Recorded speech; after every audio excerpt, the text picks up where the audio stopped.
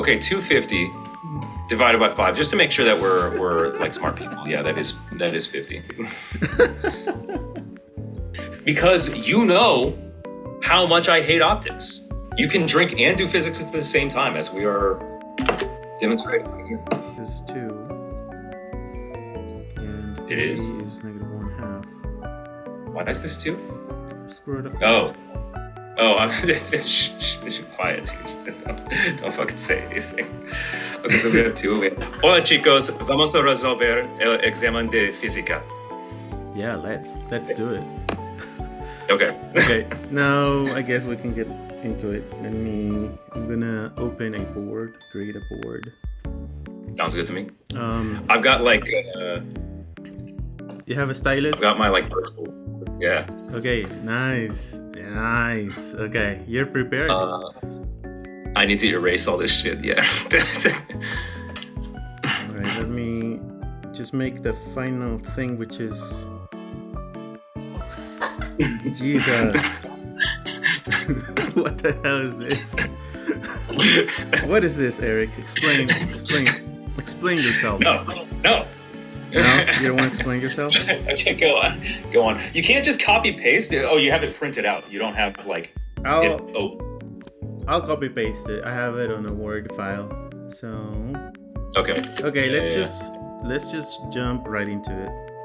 Here's question 1. Oh shit! Here we go. Okay. The angle of incidence is 30 degrees, and the sine of the angle of refraction is 3/5. Interesting. Okay. Calculate the cosine of the angle of incidence. Okay. Angle of incidence versus angle of refraction. Got it. So, can I draw straight lines? I can. I hope you can. There's so many tools here. There is. Oh my god, yeah, there's so much stuff going on. Is there a... Oh, yeah. Okay. So, the angle of incidence is 30 degrees. So, if I do like this, I doubt that's 30 degrees, but I don't really care. Is there like a dotted line? No, that doesn't seem to be a dotted line. But I can maybe change the color of this. We'll make it blue. Thanks. Okay. I gotta find some way to do all this. All right, so here's the normal. Can you try to write in the area right below the problem? Oh, gross. Okay. All right, fine. Sorry. I just realized that if I want our videos to show our faces big, we have to sacrifice a little bit of real estate on the whiteboard. I don't know why it's not letting me delete this shit.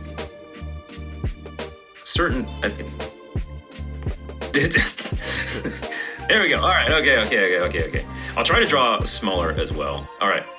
So I need to see this as like a picture, personally. Makes sense. Otherwise, I'm gonna be like completely lost. So angle of incidence. So we're gonna assume like this is air over here. Ew. No. Hold on.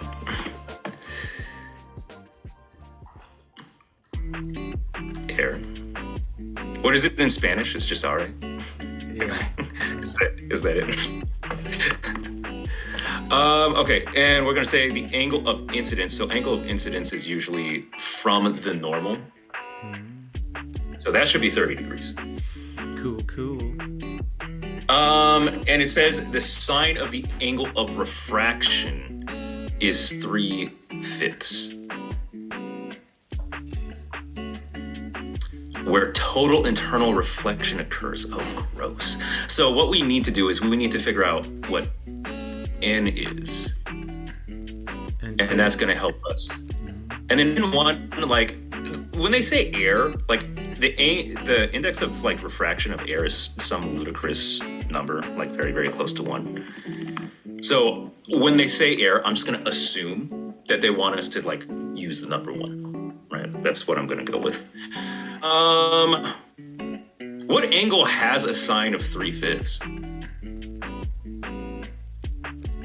I'm gonna guess less than Fun fact, less. I don't think you need to know this for this problem, but fun fact is they in this university they use an approximation for the 3-4-5 right triangle, which is a 37 degree 53 degree. So if you ever encounter a 37 or 53 degree angle on these problems, you can assume they belong to the 3-4-5 right triangle. Right, yeah, okay, so this is... that's not relevant here. You don't have to know. I mean, it could be. I mean, like, the sign being 3/5 means that the angle would have to be one of those angles, right? True, but at the end, it's like asking for the cosine of the angle. So it looks like it's just computational. You can just plug it into your calculator. Yeah, it is. I mean, like, you're right. It's like... It's very interesting because that means this going on. But I mean, you can feel free to name that angle. The sine is negative, so 37 degrees. Yeah, I'm more. What I'm trying to say is, this means that the index of the second medium is less than the index of the initial medium, air, which doesn't seem correct, unless I'm misunderstanding what angle of refraction is supposed to be. If I've like completely just messed that up and totally forgotten. Let me check real quick. Sounds good. Yeah, I also don't remember much about the definitions for this type of problem. I just remember Snell's law, which is a pretty straightforward formula. But yeah, angle of incidence angle. No, it's what I said it is. Nice. Okay. So the sine of this angle, so sine of theta is equal to 3/5, and so you're saying theta is roughly 37 degrees. Yeah. I'm just to make sure, because like this feels so weird. It is, because it's an approximation. It's like not like it's not the number itself, it's the fact that the number is bigger than 30. Okay. That like has me sort of like... Okay, gotcha. So because n cannot be less than 1, right? By theoretically. Yeah. Okay. Yeah. And 1 sine. So things are just kind of strange. Yeah, I mean, like, it's 37. Yeah, 37 degrees. Oh, I was supposed to keep this all inside, wasn't I? Well, anyway, it's roughly 36. Also, can you write in the area below the problem? I know, I was getting there. I'm sorry. That's okay. I forgot. I totally forgot. It's easy to forget. Don't worry. All right, so it's like roughly 37 degrees, which is weird. Is it? Is it weird? It should. I mean, like, we'll just Snell's law this, I guess. Right? So we'll say N1. Oh, God, I have to keep it underneath the problem. All right.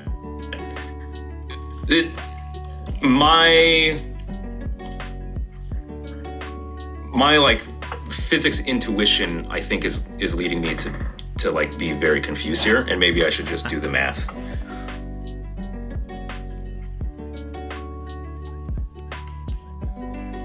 No. Whoops. into sine 37. That's a big index of refraction. Yeah. I'm sure there are materials that exist. I'm just going to assume that N1 should be approximated to 1. So this is just sine of 30 over sine 37 is N2.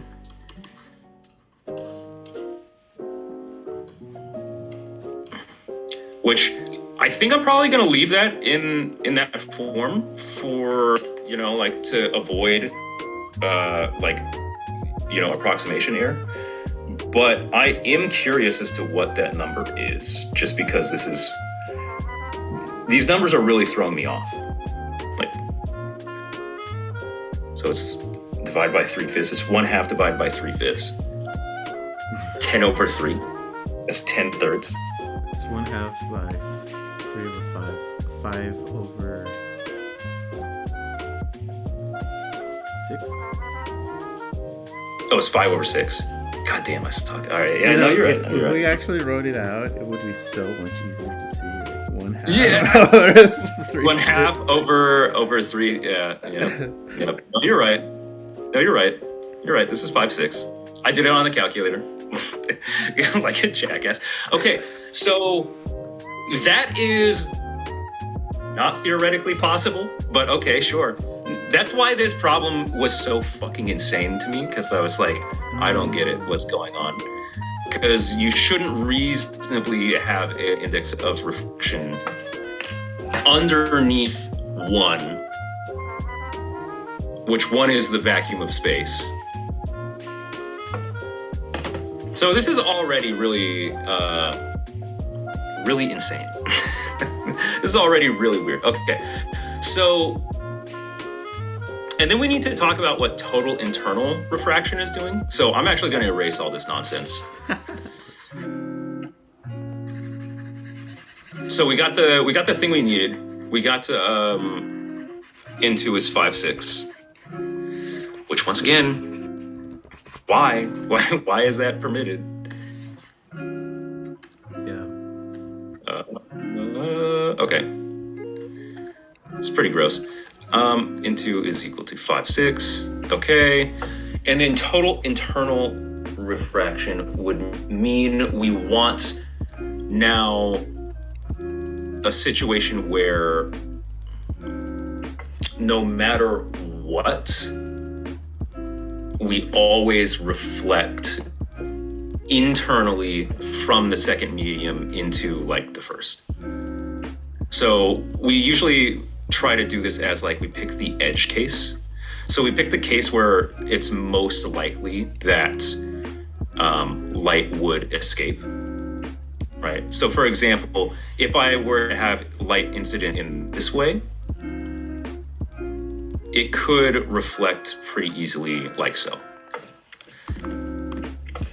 However, if I had light doing this, you would expect this, right?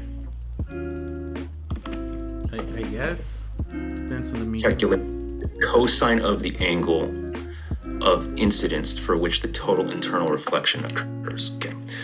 So we're trying to find the the limiting behavior, like the I'm not sure end behavior is exactly what I'm looking for, but I'm looking for the smallest angle of incidence such that we get total internal reflection. So I have some angle theta here. And if I have total internal reflection, that means I have this occurring. So my refracted ray is 90 degrees to the surface, although it probably is facing in the other direction. Okay. It's probably doing this. So this is the case for total internal reflection, where we're looking for the minimum angle possible, where the refracted ray is still inside, quote unquote, of the medium. So any smaller angle and we would get light refracted away. And because they want internal reflection, I have to consider now that this is N2 and this is N1, right? So I have light inside of this medium and we want to stop it from escaping. The question I have, I'm still puzzled by index of refraction less than 1, and is this possible? Does this actually work? I guess the math will tell us, right? This feels like one of those trick questions, right? But there's not a trick answer. because I would immediately assume, like, if you put a gun to my head and force me to like guess, I would guess that there is no angle for a total internal reflection. But clearly, clearly that's not the case. Let me see. It is a ray of. It says the problem says a ray of light travels from a medium into the air. So I think the air is. Oh shit! No, I did. Okay, so we did this the wrong way. It completely just. Okay, all right. That makes no sense. I was afraid that it was a problem in translation, but I think it's not, right? I think the translation is okay. No, it's a problem with me reading the because I'm gonna say, as I was translating problem by problem, ChatGPT made a few, nonsensical errors, but so I was like, did I catch all of them or no? Okay, all right. So I apologize. That means we're gonna, you're gonna have to edit this out. Okay. Sure, okay. Man. This makes more sense though. Right? Because then we're thinking about N1 is the mystery index from a medium into air. Angle of incidence is 30 degrees. Oh man, this makes so much more sense. Oh, thank God. Okay. Well, I mean, Yeah, exactly. We kind of like, we suspected something was wrong. We did suspect something was wrong. We just, we're not smart enough to like draw the conclusion we were supposed to draw. Hey, we did. So this would be. We did. That's why we're here. Yeah. Okay. 37 because of sine of 3/5, or sine equals 3/5. And so we're saying N1 is our mystery medium. N2 is air. So that's, what am I doing? 1. Approximate to 1. Okay. All right, easy. And now it's sine 37 over sine 30, right? N1 sine 30 degrees. Wow. Is anyone going to be impressed by this? Do you think anyone's going to be impressed by what we're doing here? Okay, so now it is 3/5 over 1/2. Now it's 6/5, and that makes sense. Yes, all right. Heck yeah. Okay, 6 over 5. All right. Oh.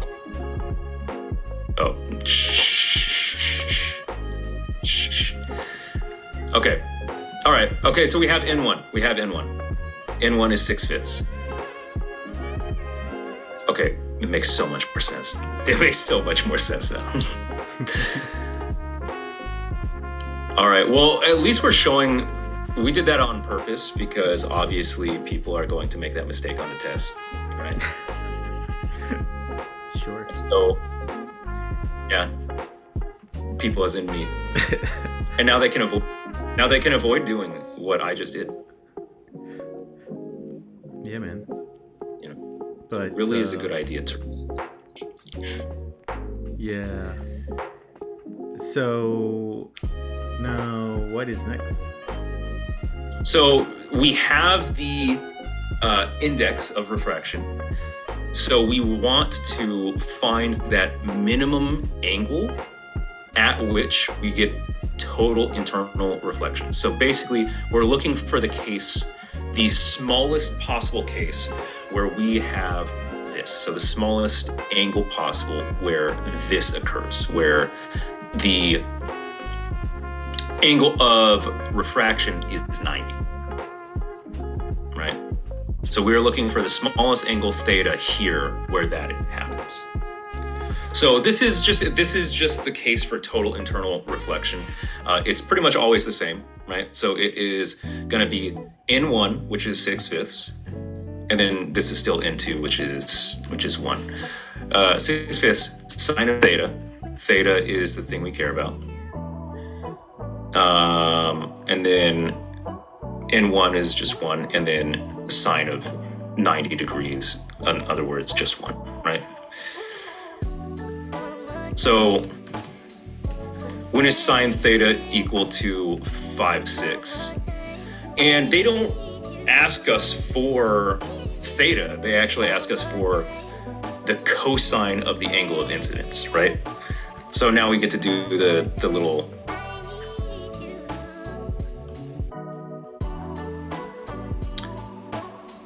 Diego, off the top of your head. Pythagorean theorem. Okay, so that would be 36 minus 25. So this is square root of 11. Yeah. Square root 11? Close. Okay, so we want cosine. Calculate the cosine of the angle. So cosine is square root of 11 over 6. Which, I don't know. I don't have that hard about. You don't have a calculator? I have a calculator. Oh, okay. I think it's going to do.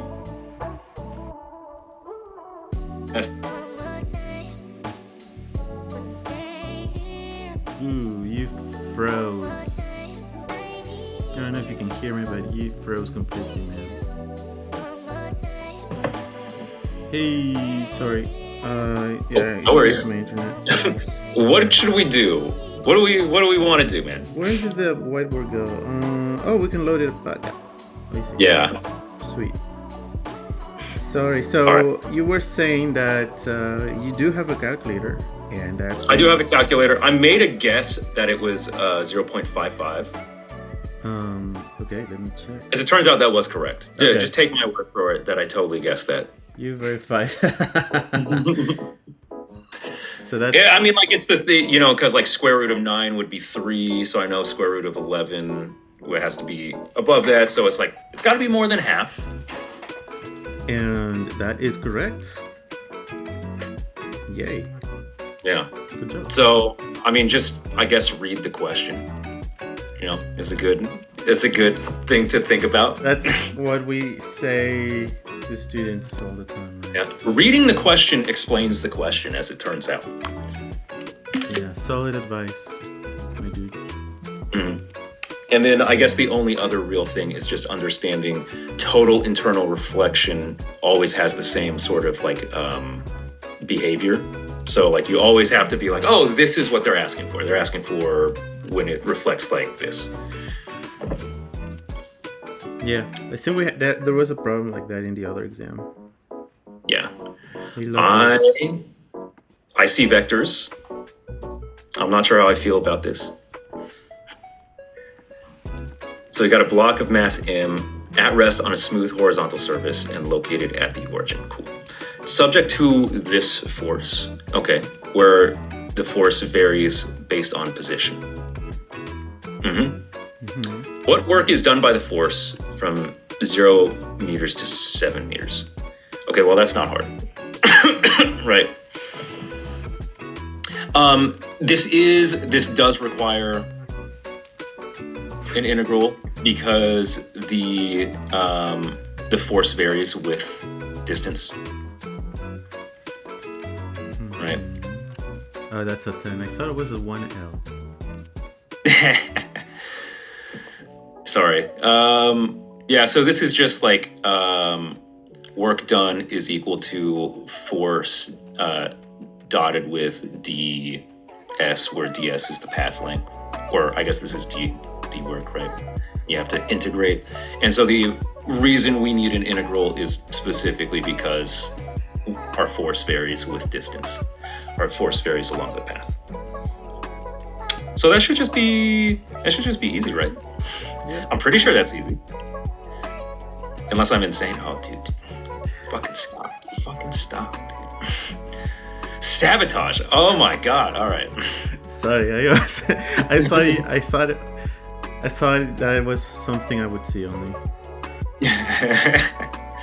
Ooh, this is pretty gross. So it looks like it's going to end up being 21, right? Because this ends up being 70 minus 49.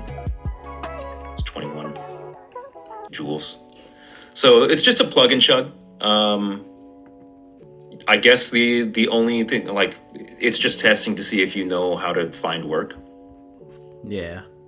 And if you didn't know calculus, You can just graph that line, straight line, and find the area. That's true. Yeah, you could just graph the straight line. Yeah. You don't even have to know calculus. Yeah.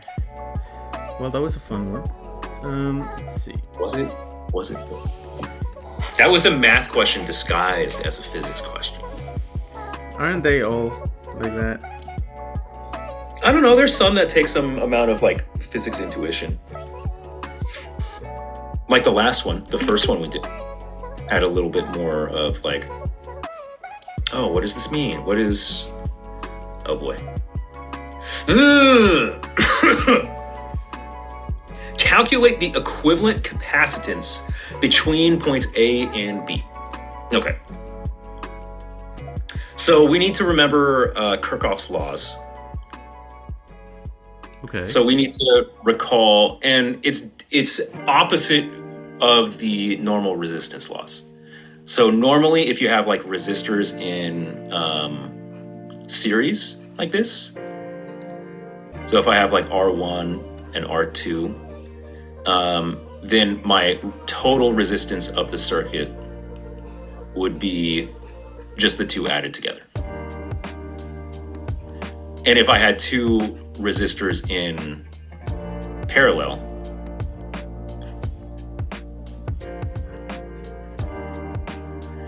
then the total resistance of this circuit is like it's like 1 over R total is equal to 1 over R1 plus 1 over R2. So for resistance, this is the rule. However, for capacitors, it's flipped. It's exactly the opposite.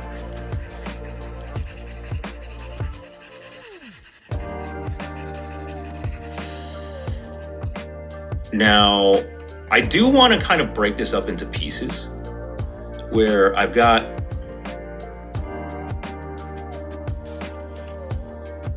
two sort of branches where I have things in series, and then after I kind of condense those, I can look at this as like 3 capacitors in parallel. So this kind of like, it's just a bunch of shitty math, right? So if and it looks like those capacitors on the sides are C over 2. So whatever the units C is, it's half as big. So for this sort of situation, where I have C over 2, and I have C over 2, and then I was just saying these would be 1 over C total would be equal to 1 over C over 2 plus 1 over C over 2. In other words, 1 over C total is 4 over C. Yep. So C total is C over 4. Okay, yeah, that's fine. That's fine. Okay, good to know. So each of those side branches ends up being essentially C over 4. So if I rewrite a simplified version of this circuit, I don't want to do that. I want to do it like, this is 2C, and then I have a branch out here that essentially has one equivalent capacitor. And the same over here, this has one equivalent capacitor. And this would be C over 4 over here, and this would be C over 4 over here. And then these are in parallel, so these would use the following rule where it's C tot is just these guys added together. So this is not a tough problem. It's just like a couple of steps. If you don't know how to do these compound circuits where you have to apply Kirchhoff's laws more than one time, then I guess it could be a challenge. Or if you just don't remember the rules, because then you have to construct them from base principles, which is kind of a pain in the ass. This is like 2.5C. Uh-oh. Assume that, okay. Calculate the equivalent capacitance. Okay, thank God. All right, so it'd be E then, right? Yep. Okay, all right. Nice job, man. I'm not impressed. I'm not impressed yet. What happened? There were some tricky ones last time, weren't there? Or maybe it's just because they were in Spanish and I couldn't I think that's exactly what it was for a lot of them. They looked a lot more difficult to you because they were in Spanish. Okay, well, still, I'm not expecting people to go easy on me in the comments if this is going to be another video, because these are not super impressive yet. We'll see. Yeah, we'll see. Yeah. The cost in souls. It's Peruvian currency. Ah, okay. What the fuck is this talking about? It's like a different unit for like candela. Shut up. All right. Keeping a 100 watt light bulb on for 1 month, knowing that 1 kilowatt hour costs blah, blah, blah, blah, blah. Okay, so 1 kilowatt hour is 3.6 million joules. So it's 1 kilowatt, so 1,000 watts every second for an hour, right? So that ends up being 3.6 million, right? Is joules is 1 kilowatt hour. So kilowatt hour is a weird unit, but it ends up being just a unit of energy. So yeah, if I know 3.6 million joules costs $1.20. I'm just gonna call them dollars. I'm sorry, dude. I don't mean to step on your toes, but calling them souls, is it pronounced like soles? Yeah. Okay, I'm not doing that. Sorry, it's dollars. You just did it, but you're not doing that again. I get it. I'm not doing it again. It's too much work for you. Too much work, dude. Way too much work. Okay, so 100 watt light bulb. The thing I would want to know, if it's on for a month, how many joules do I expend? Right. So an hour is how many seconds? It's 3600. Yeah. Right. And then that times 24 for 1 day, which I'm pretty sure I've done this math like more than one time. I'm pretty sure it's that. And then that times 30, whatever that number is. I'm gonna go to a calculator. I'm just gonna do the calculator just to make sure that that one is right as well, because I'm pretty sure I've done this before, but I can't remember. Okay, that is correct. Okay.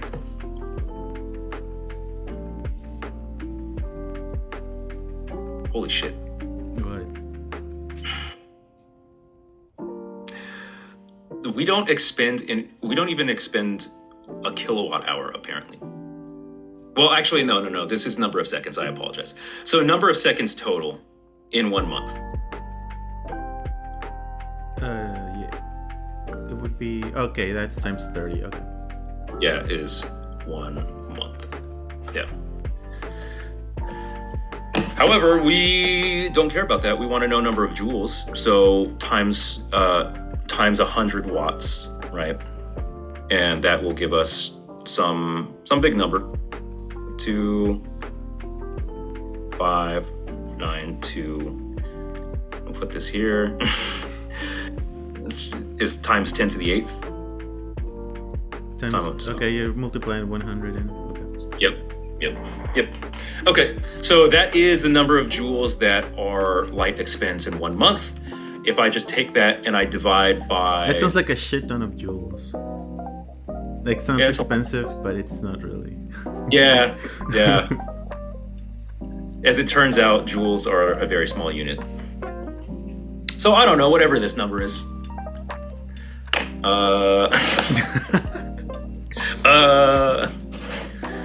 Let's see here. I'm going to the calculator, obviously. Something about sig figs, I guess, maybe. We'll find out. Oh, shit, okay. I get exactly 0.72. So did I do something wrong? Oh, it's how much does it cost? Right. Okay. So I end up with this being 7.2 times 10 to the first. Okay. Yeah. So that's the number of kilowatt hours I expend. So I've expended 72 kilowatt hours. Okay. And so I just need to multiply this by cost per kilowatt hour. Sure. $1.20. Yep. $20 cents. Don't you mess that up. $20 cents. What the fuck does that mean? $20 cents units, like a dollar squared divided by 100. I'm messing with you. I'm speaking nonsense. But it makes kind of sense because dollar cents. It makes kind of sense, huh? Dollars right. times cents is like dollars times dollars over 100, so dollar squared over 100. It is. Okay, well, anyway, I get 86 soles and 40 whatever. Do you use pesos? You use anything else? Peruvian pesos, yeah. 86 Peruvian pesos. Sorry, is that racist? Should I not say that? Teach you. My wife is a bit offended.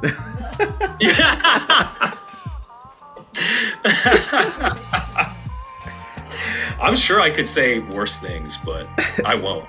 I'll try not. Try not to. Yeah, I know you can. I know you're capable of doing that. I need to keep a squeaky clean image. I don't know. I work with kids. Can you imagine my boss finds this? All right, let's move on to number 5. This one doesn't have any dollars or soles in. Okay. What else could it possibly have that throws me off? Okay. Peruvian all right. pesos. Peruvian pesos. Okay. Rita's gonna poison my next meal when I see her. Yeah.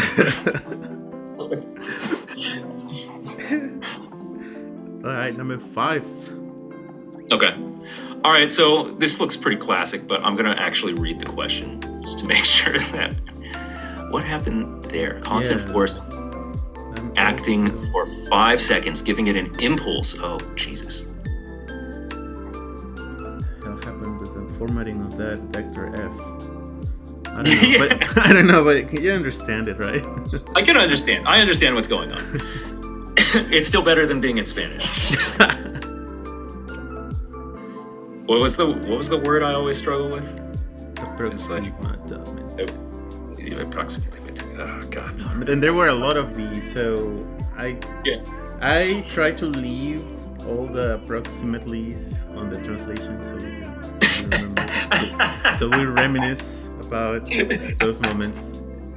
Oh shit, my computer's about to die. All right, give me a sec. Go on. Because sometimes ChatGPT would translate calculate approximately as simply estimate.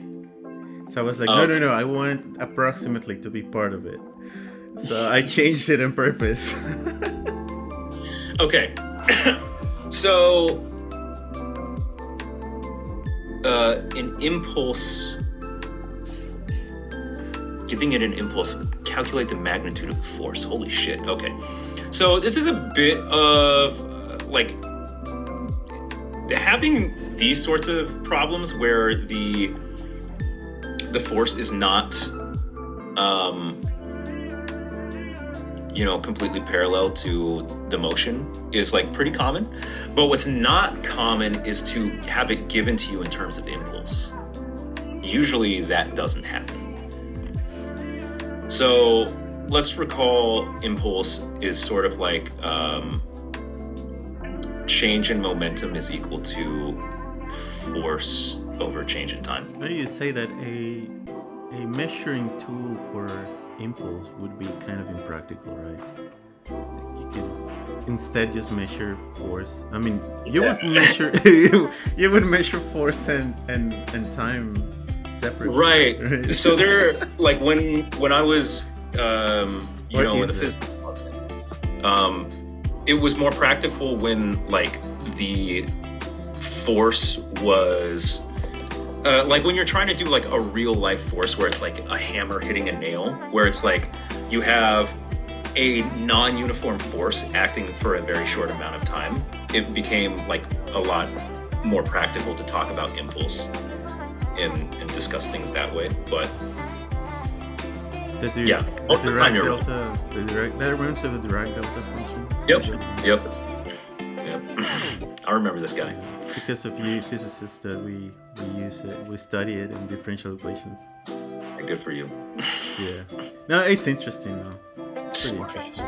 This guy. All right. The force is acting for 5 seconds, giving a certain impulse. The other thing I want to do is I want to split this into its component pieces, which luckily, the vector form that they've used makes that super easy. But I want to consider that. Does that mean it's going to get lifted off the ground? Holy shit, seriously? Interesting. Okay. This is the impulse side. Oh, so I don't even really need to worry about, based on the way this question is worded, I don't even really need to worry about this stuff, it looks like. I can just say, hey, this is impulse. And I'll just worry about that. I'll just worry about that when the time comes. So let's look at like the X and the Y separately. So my impulse given is 20 Newton seconds, which I'm just going to leave the units out for now, just to worry about it later.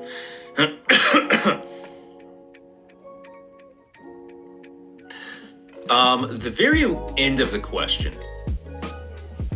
where it's like calculate the magnitude of the force F, and then like it's kind of jammed together. Does that say in newtons?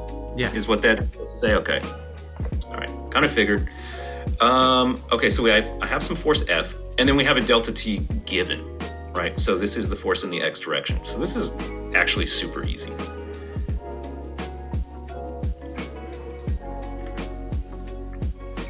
And then for Y, it's just 40 is equal to the force in the Y times 5 seconds. So that's just 8 newtons. And then I'm going to guess they want us to,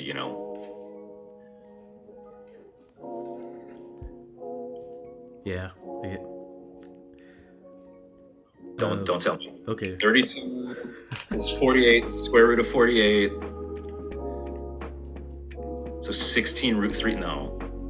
I see 5s. I see root 5s everywhere. So am I just a dumbass? It is square root of 48, right? That Pythagorean, using the Pythagorean theorem on that rectangle, yep.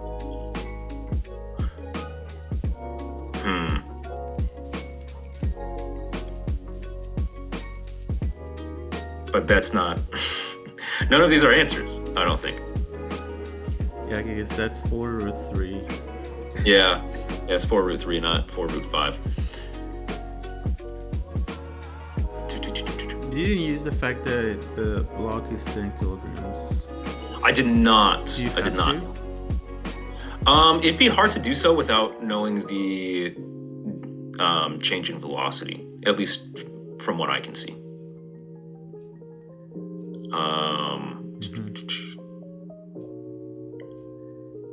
Constant force, because we don't know. Calculate the magnitude of the force in newtons. Let me double check, because sometimes they can mess up the alternatives. So just in case,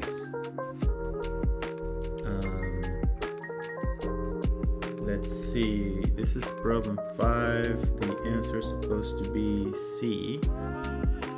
Which, if it was 4 root 3, I would completely agree with that. But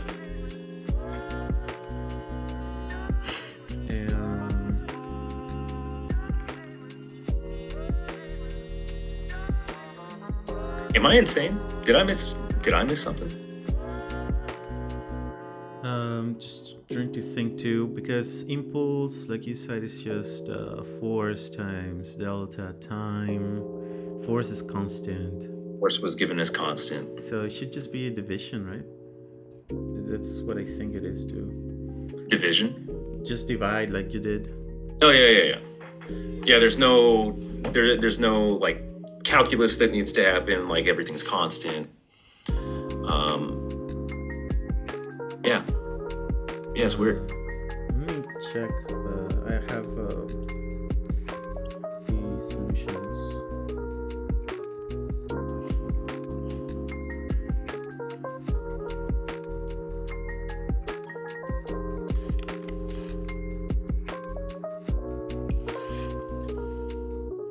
Wait, why I can't find it? Uh-oh.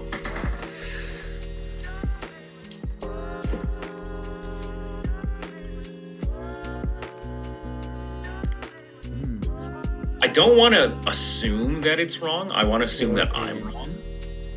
But I don't know in what way I could be wrong. What? Dude, what's 8 squared? 64. Oh my fucking God.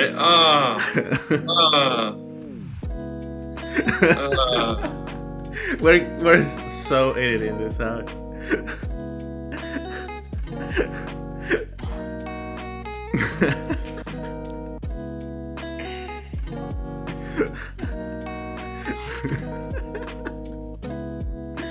Alright. Whoops.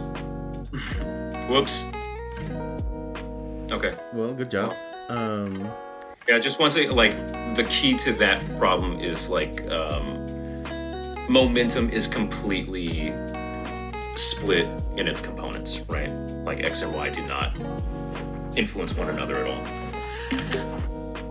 Correct. Now, as a punishment, we're getting this problem. Dude, if I couldn't do the last problem, well, what makes you think I'm going to be able to... Oh, my lord. Okay. Yeah.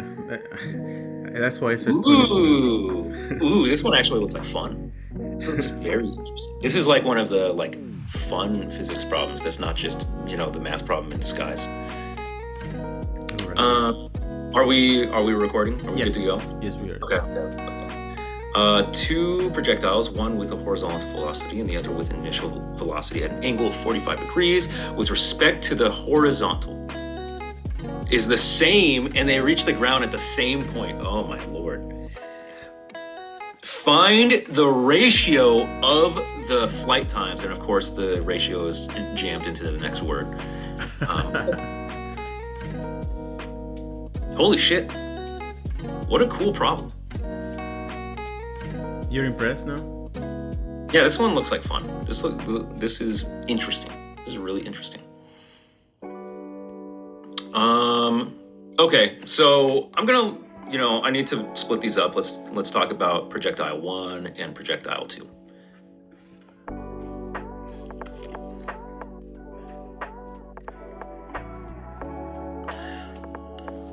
So projectile 1, I'm gonna look specifically at the X coordinate for both of these.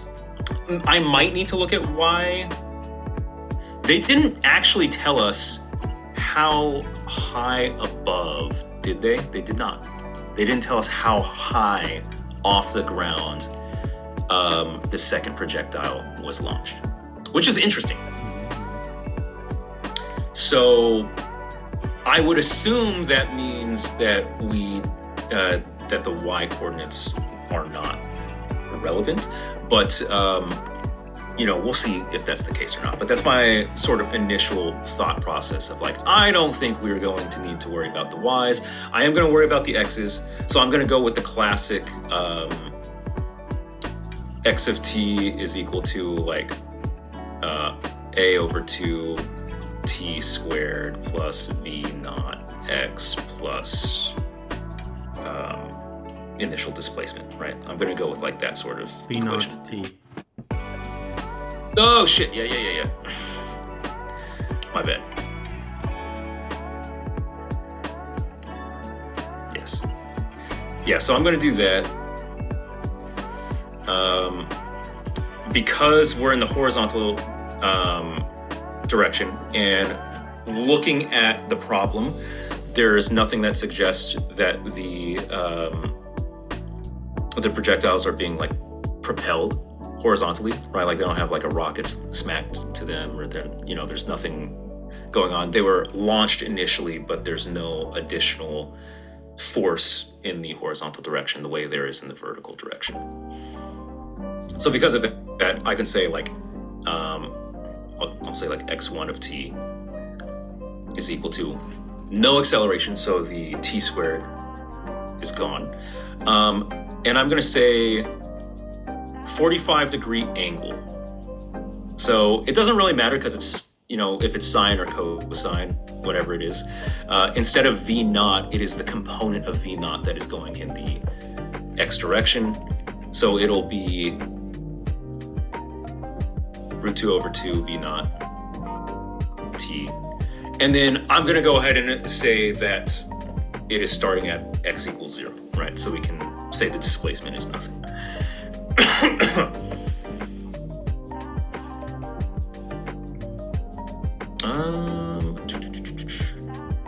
And then for the second one, it's pretty similar.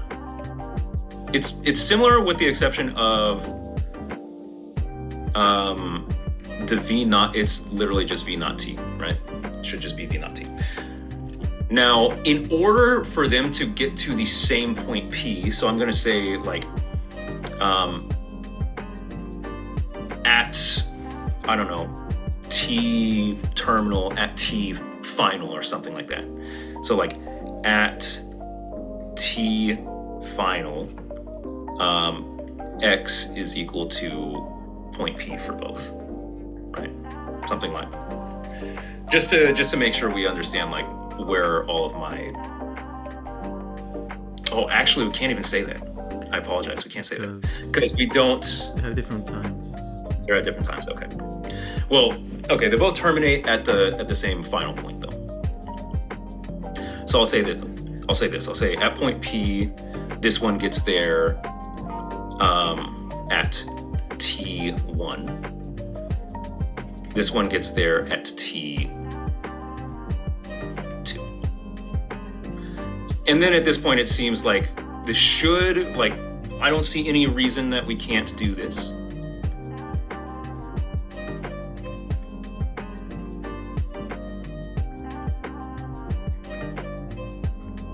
As far as I can tell.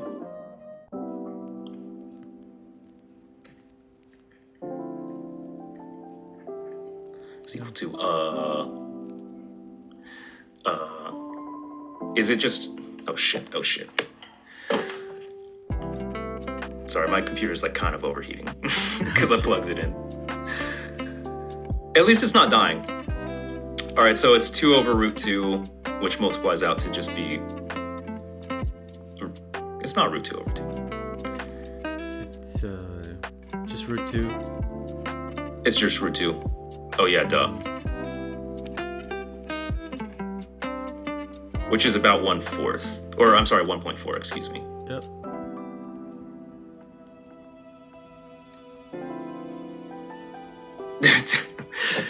Don't worry, my computer will cool down at some point, and I will stop having these issues. So yeah, just 1.4. Yep, that's right. It was very straightforward, actually. Mm-hmm. An interesting problem because like there's so much information that you don't use, right? Yeah, it looks a lot more complicated than it is. Yeah, you don't need to care about any of the vertical direction stuff at all. Yeah. Okay. Next one is number 7.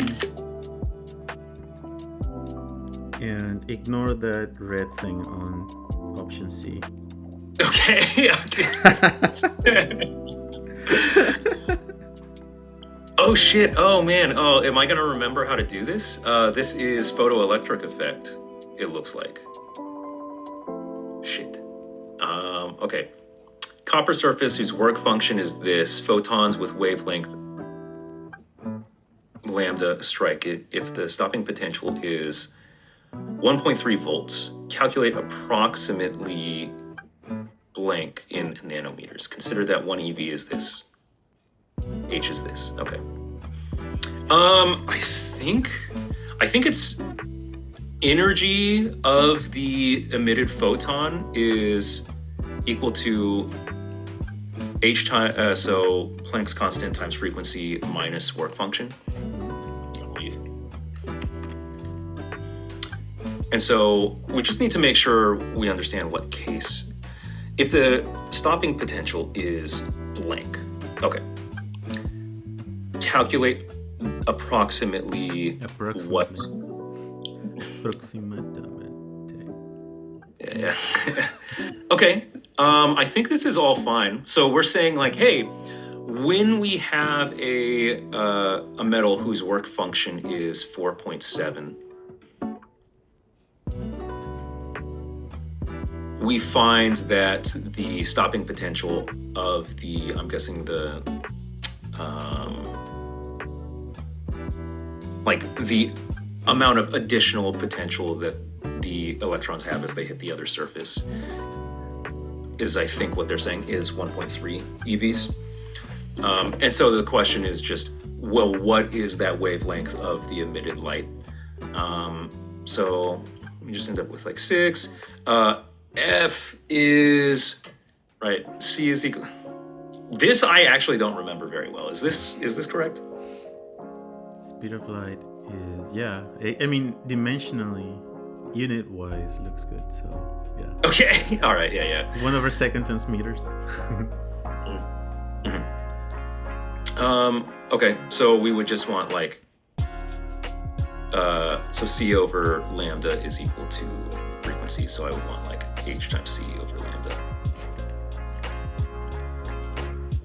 And then I would just want lambda, which I can totally write a lambda. HC over, okay. H times C is something that I remember coming up a lot. And they did put C equals this, so that makes me feel good about myself. Also, the units are yeah, so this is 6 EV. So they want EV in joules instead. Correct me if I'm wrong, isn't H times C H bar or something like that? No, I think it's H over 2 pi over or something, 2 right? pi is equal to, Okay. I believe.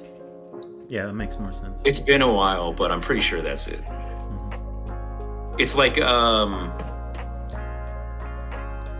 Planck's constant in cases where like what is it?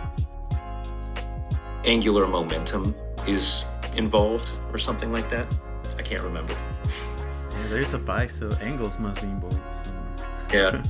Yeah. It's like the quantum, whatever the equivalence of spinning that they're doing, right? Whatever it is. Okay. Well, these are just numbers. I'm just gonna jam this into a calculator. Is it C? Does it happen to be C? Is there a reason that the little red thing is there? It's actually not C. Okay. I gotta figure out how to do this on my calculator without things getting wild.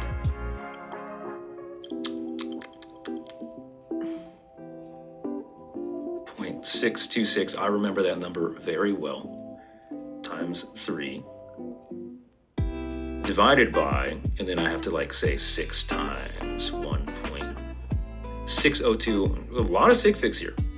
For, as far as I can tell, no real good reason.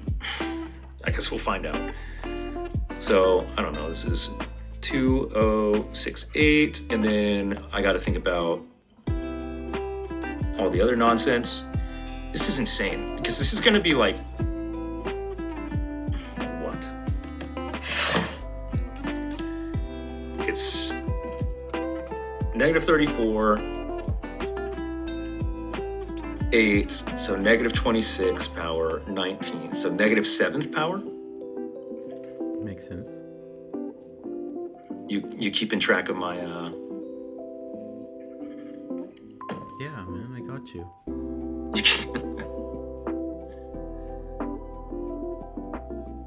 And then nanometers is like 10 to the -9th, right? So it'd be like 206.8 nanometers. So it'd be B, 207. Yep. All right. There's really not much to say there. Know how the photoelectric effect works.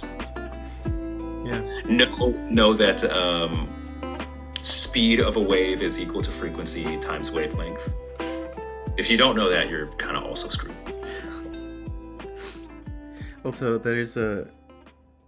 looks like there was a little error by them, because this is 1.3 volts. Mm-hmm. Oh, it should be EV. EV. It should be electron volts. Ah, yeah. Okay. All right.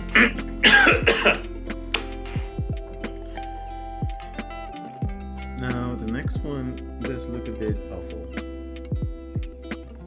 Wonderful. Great. I can't wait. And now that they're in English, I actually feel like a lot better about what's going on.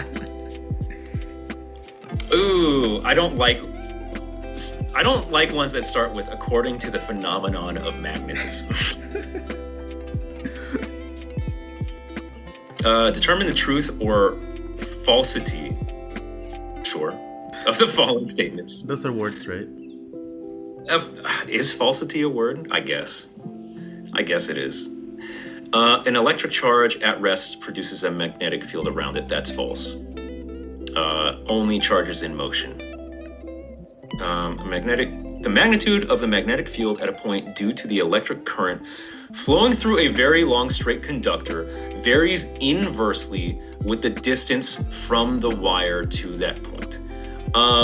I can't remember if it is truly just an inverse or if it's inverse square. I don't recall.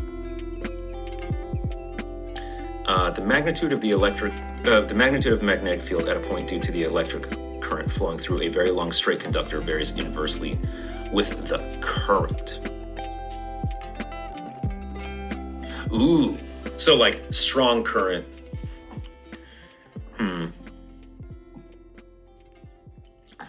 No, because stronger current should have a stronger magnetic field. Yep. Not a weaker one. So the only one that it could possibly be true to me is 2. And so I'm guessing that it has to be 2. But I honestly, if they didn't, kind of give it away, I wouldn't know if it were just inverses or like varies inversely, or if it was varies inversely squared or something like that. But apparently it's just inverse. Yep. And this is the formula. Yeah, please show me. I'm interested. I must know. Okay. Okay. Yep.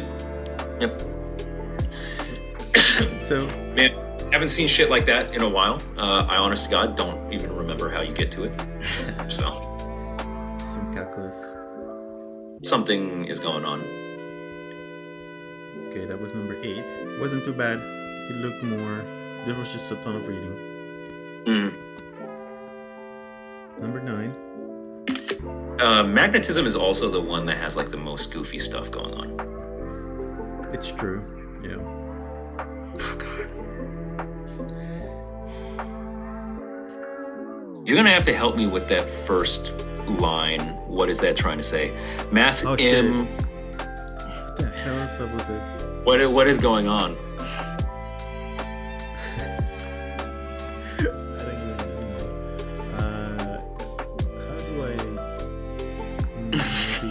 Because it looked good on my Microsoft one. Well, I see that is a 37-degree angle, so I assume that I can say this.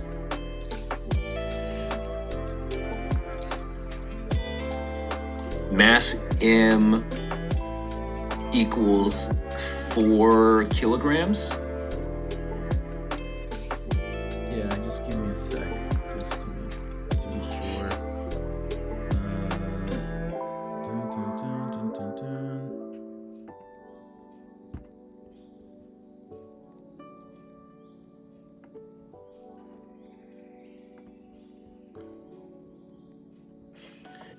don't think I actually need this triangle, but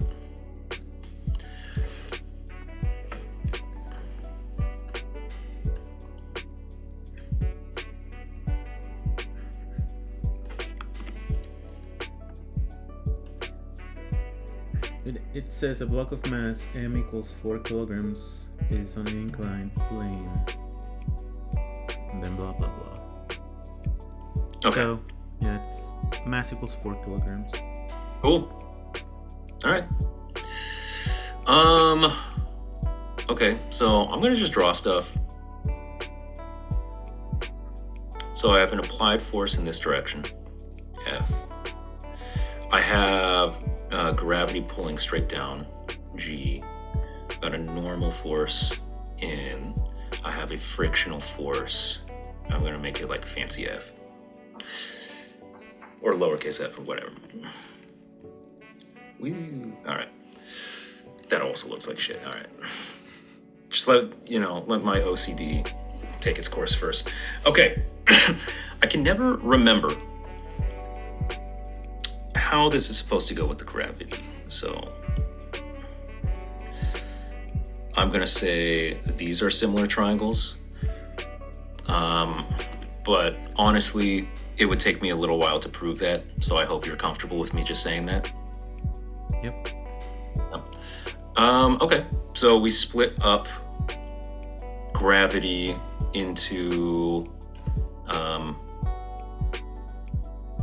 this piece,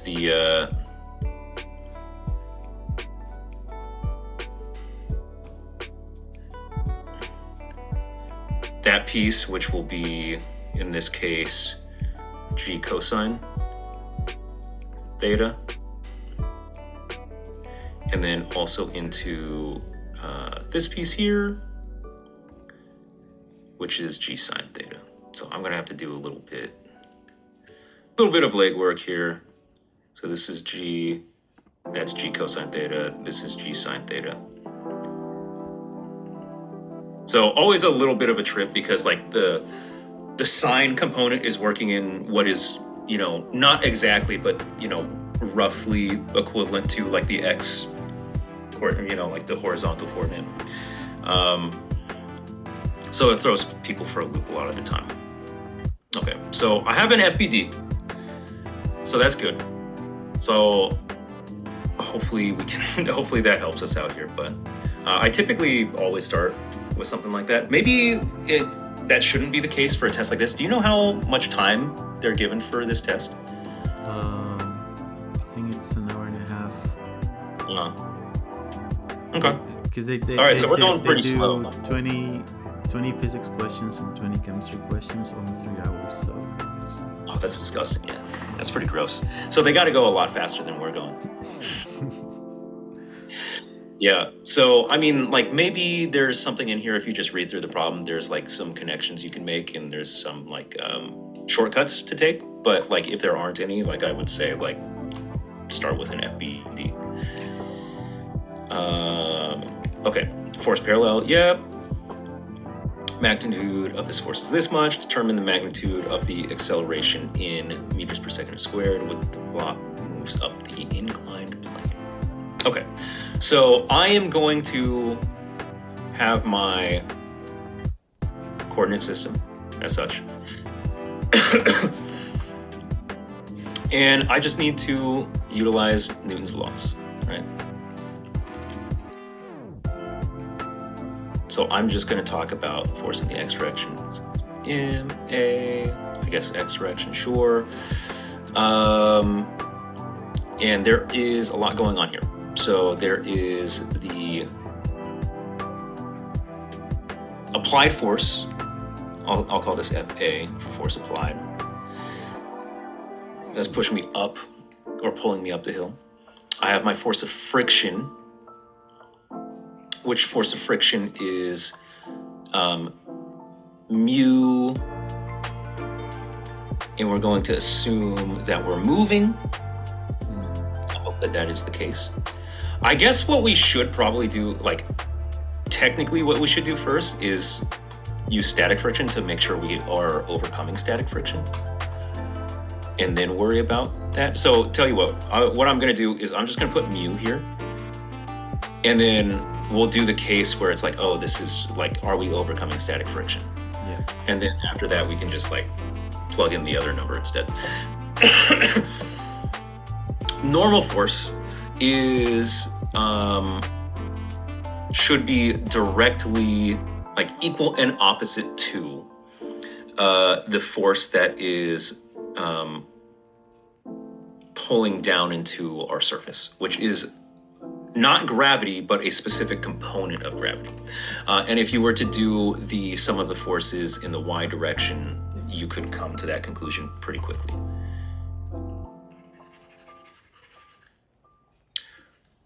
So that should be g cosine theta. And then g. G is... Oh, I shouldn't say g. I should say like force of gravity, right? That's what I should be saying. My bad. Because it's not g, it's like mg. That's mg. correct, yeah.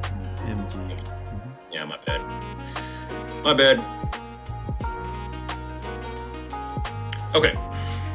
Okay. I'm just gonna call this A instead of AX. I think we get it. Okay. So we need to find the magnitude of the acceleration.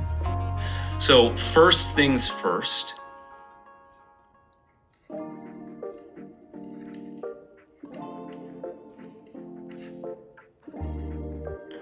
First things first, if I use the static frictional force, or the static frictional mu, do I have a positive acceleration?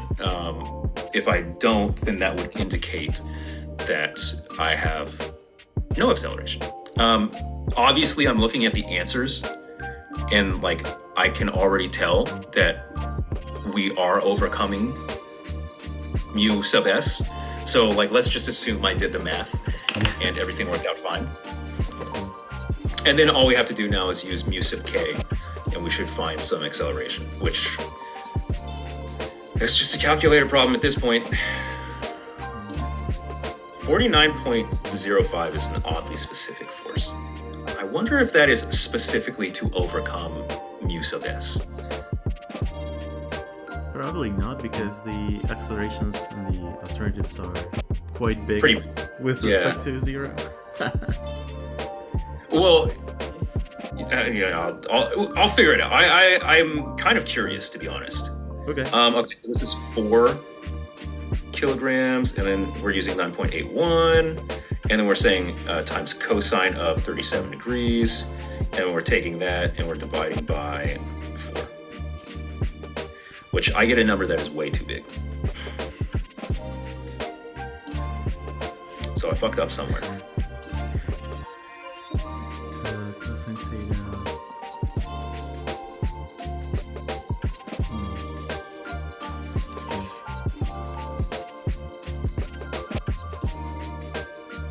Oh! I made a mistake.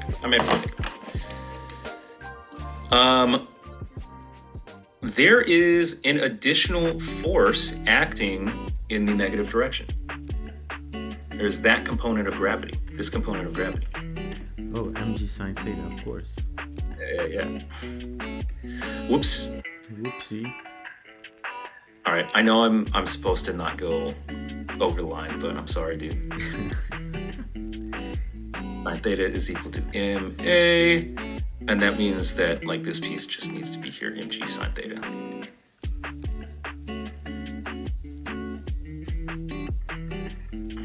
Okay. My lord, okay. Whoops. Okay, so I mean, like, it's not that hard. Like, if you can draw your FBDs, and like, to be honest, you should know how to do a free body diagram on like an inclined plane. If you're taking this test, you should know that like the back of your hand.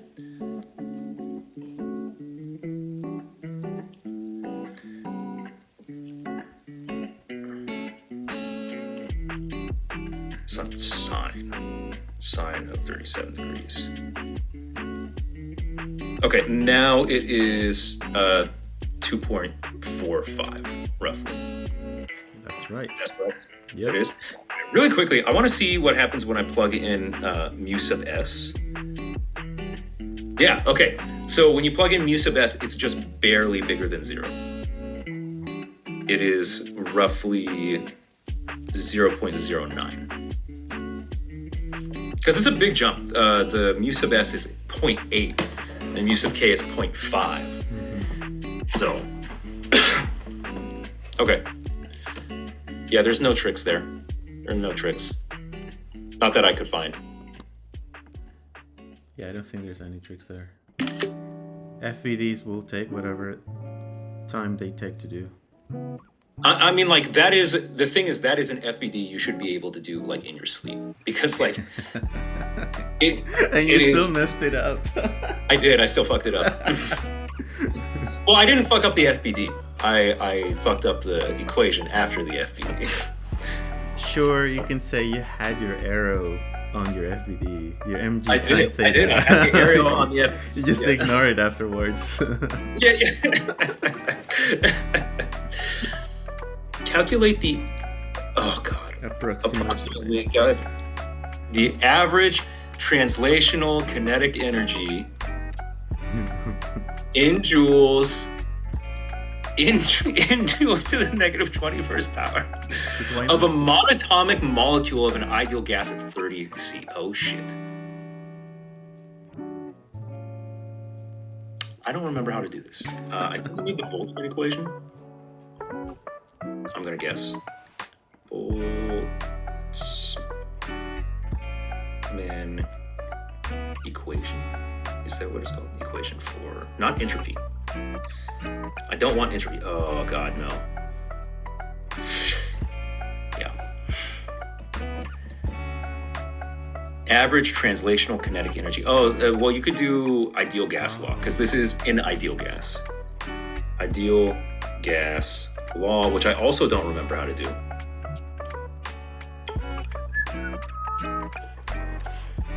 We're asking for the internal energy, right? Yeah. So like 3/2 nRT or something like that. Yeah, I'm not even sure that's correct.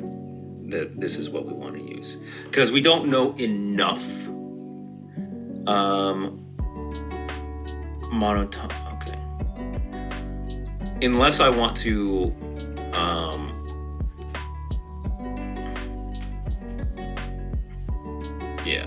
Yeah, because we don't know anything about pressure or anything like that. So this is just relating temperature to internal energy, which I don't actually remember how to do. So like, I'm gonna just Google it and then write down the equation, and then I can say, hey guys, I didn't know this thing.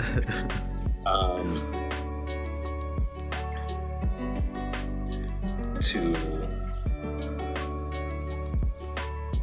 kinetic energy equation. Yeah, it's literally just an equation. It's like, oh, here's the kinetic energy of a gas. Kinetic energy 3/2. Oh, okay, this is starting to come back. This is the Boltzmann constant. I think it's constant times temperature. Temperature has to be in Kelvin. 3/2 for a monatomic ideal gas. Diatomic is like 5/2, and then like, I don't know, there's a bunch of other shit, right? Like water's crazy. Water is like, I don't know, 6 or something like that. You just plug it in. Bro. Are you gonna make me plug these numbers into the calculator? Yes. All right. Well, sorry guys, I didn't remember this one. As soon as I saw the 3/2, I was like, oh yeah, that's right. And they want it in 10 to the negative 21st joules. For, I don't know, some reason. Just cause. It just would make the alternatives look nicer, probably. Less typing. Yeah, I guess. What's the suffix for 10 to the negative 20? What's the suffix? What suffix? or 10 to the negative. Oh, oh.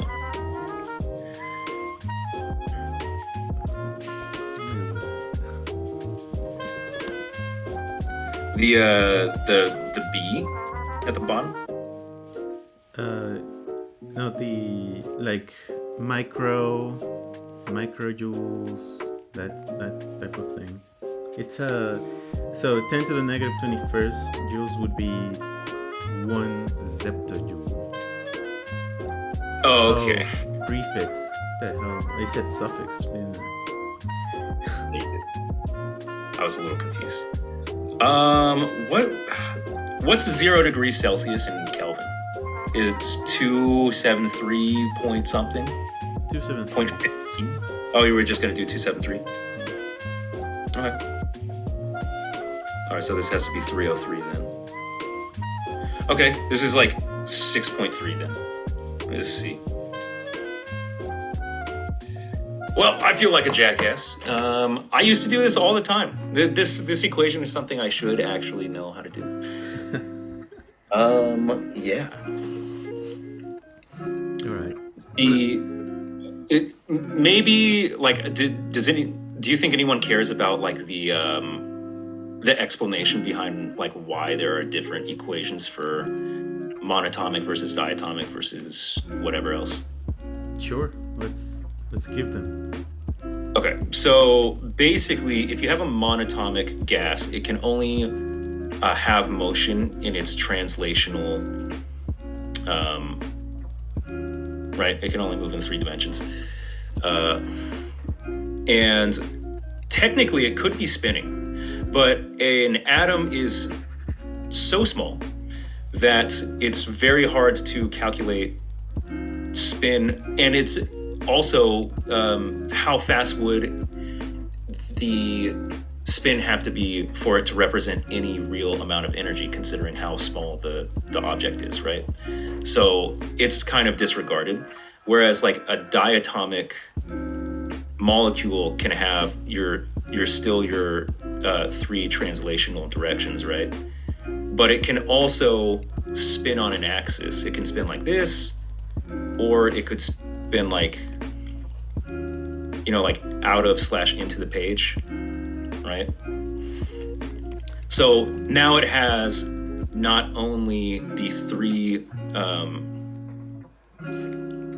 regular just translational axes of motion, but it also has like these 2 additional rotational axes of motion. So in a large, sample size of like gas, you have like a macroscopic amount of particles, you would expect energy to be distributed evenly, more or less, into all those different modes of motion, right? So this 5 is essentially saying there's 5 different buckets you can put quanta of energy into.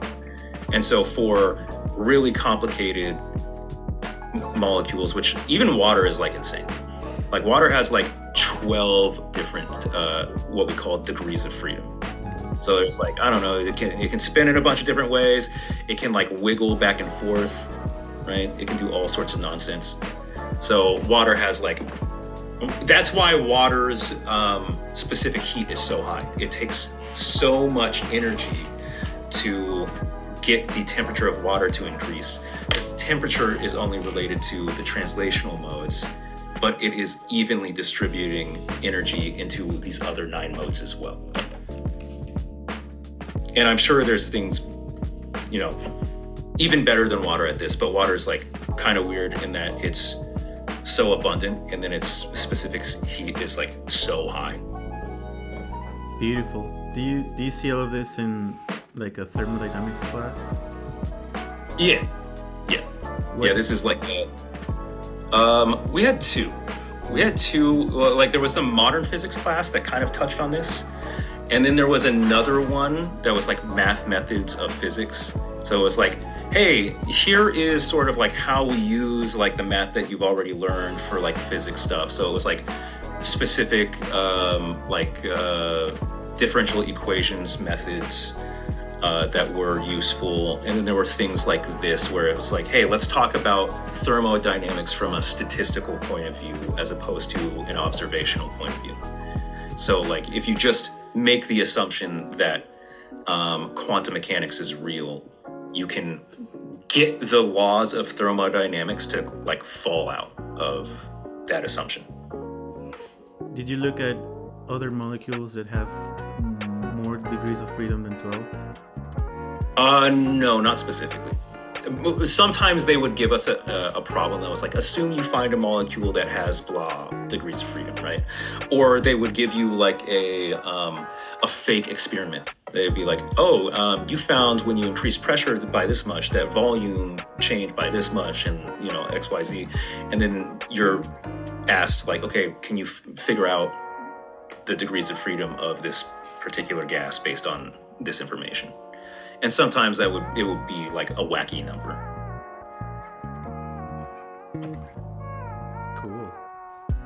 That is very interesting. It's interesting. It's a shame that I forgot. It's like the easiest one so far. Yeah. Bring it on. So bring it on. Number 11.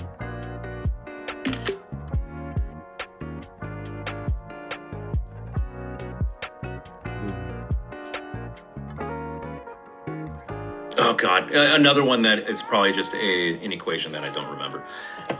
Sound intensity level at a point is 120 decibels. Calculate the corresponding intensity at that point in watts per meter squared. Consider that the intensity of sound at the threshold of hearing is blah. Okay. So there probably is, there's a few things to talk about here.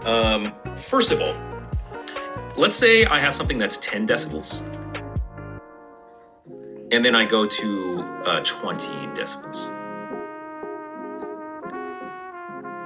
How much louder is that? Log of 2 times louder. I think it's twice as loud. I think. Okay. And then to 30 decibels. From 2 to 3 or from 10 to 30? 20, from 20 to 30. 1.5? I'm pretty sure it's also 2. Okay. So it's logarithmic such that every 10 decibels is twice as loud.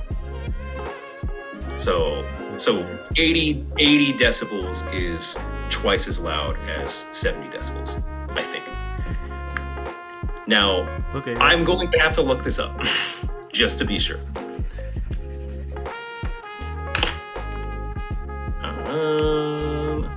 And I need to find the equation anyway. Decibels. Oh, there's a chart. That'd be super helpful. That's not helpful at all. That's not helpful at all. Decibels equation. Blah blah blah blah blah. Yes, log 10.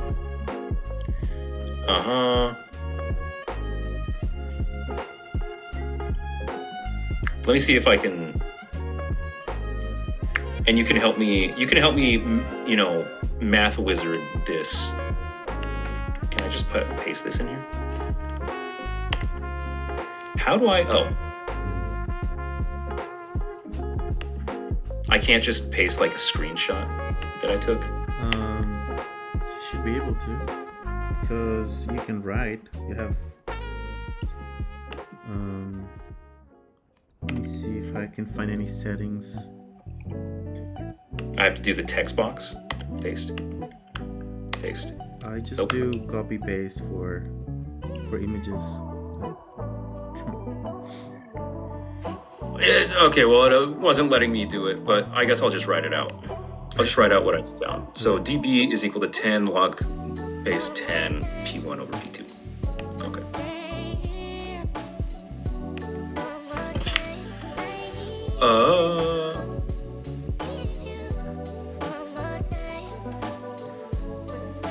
And so you probably have to know, at least to some degree, that this is going on. So this is like it's a comparison, right? That's a P1, P2, or like the sound densities. Yeah. Are those in watts? Or well, they're in what? I mean, it's a ratio, so it's in whatever unit you want them to be. But P by itself, is it in watts per meter squared? It can be. Okay. So if we say the intensity of human hearing is like 10 to the negative 12, right? And then what we'd be saying then is dB, if we're saying, okay, this is 120 decibels. It's common log, whatever.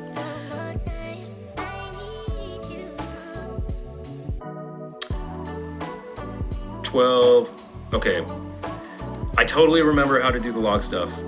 You do too, right? You definitely remember?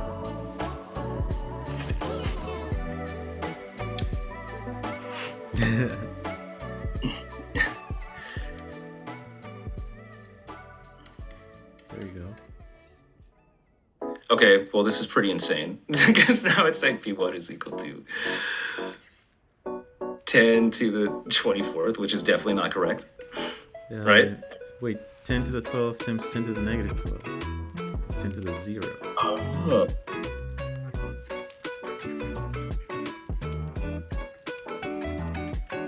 So it's just one.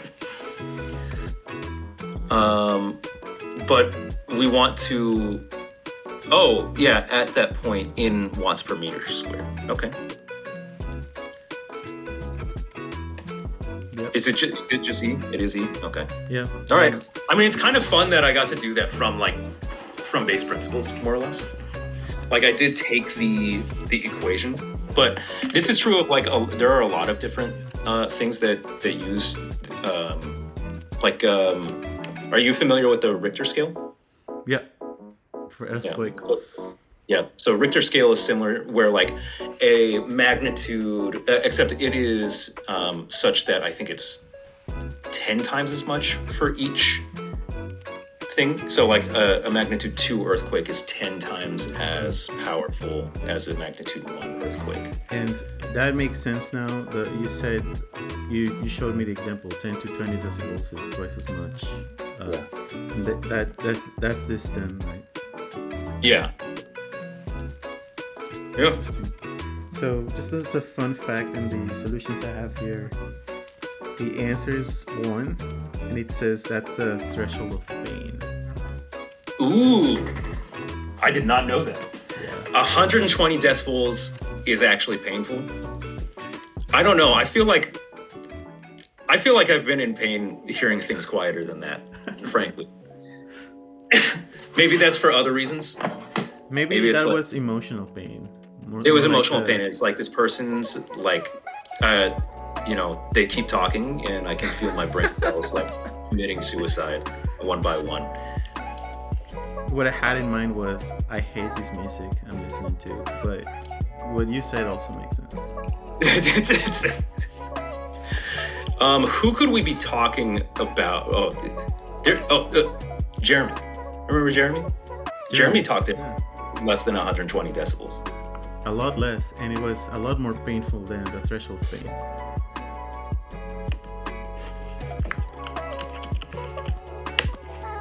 All right. I only have time for one more. Sure. Okay. I have to get going.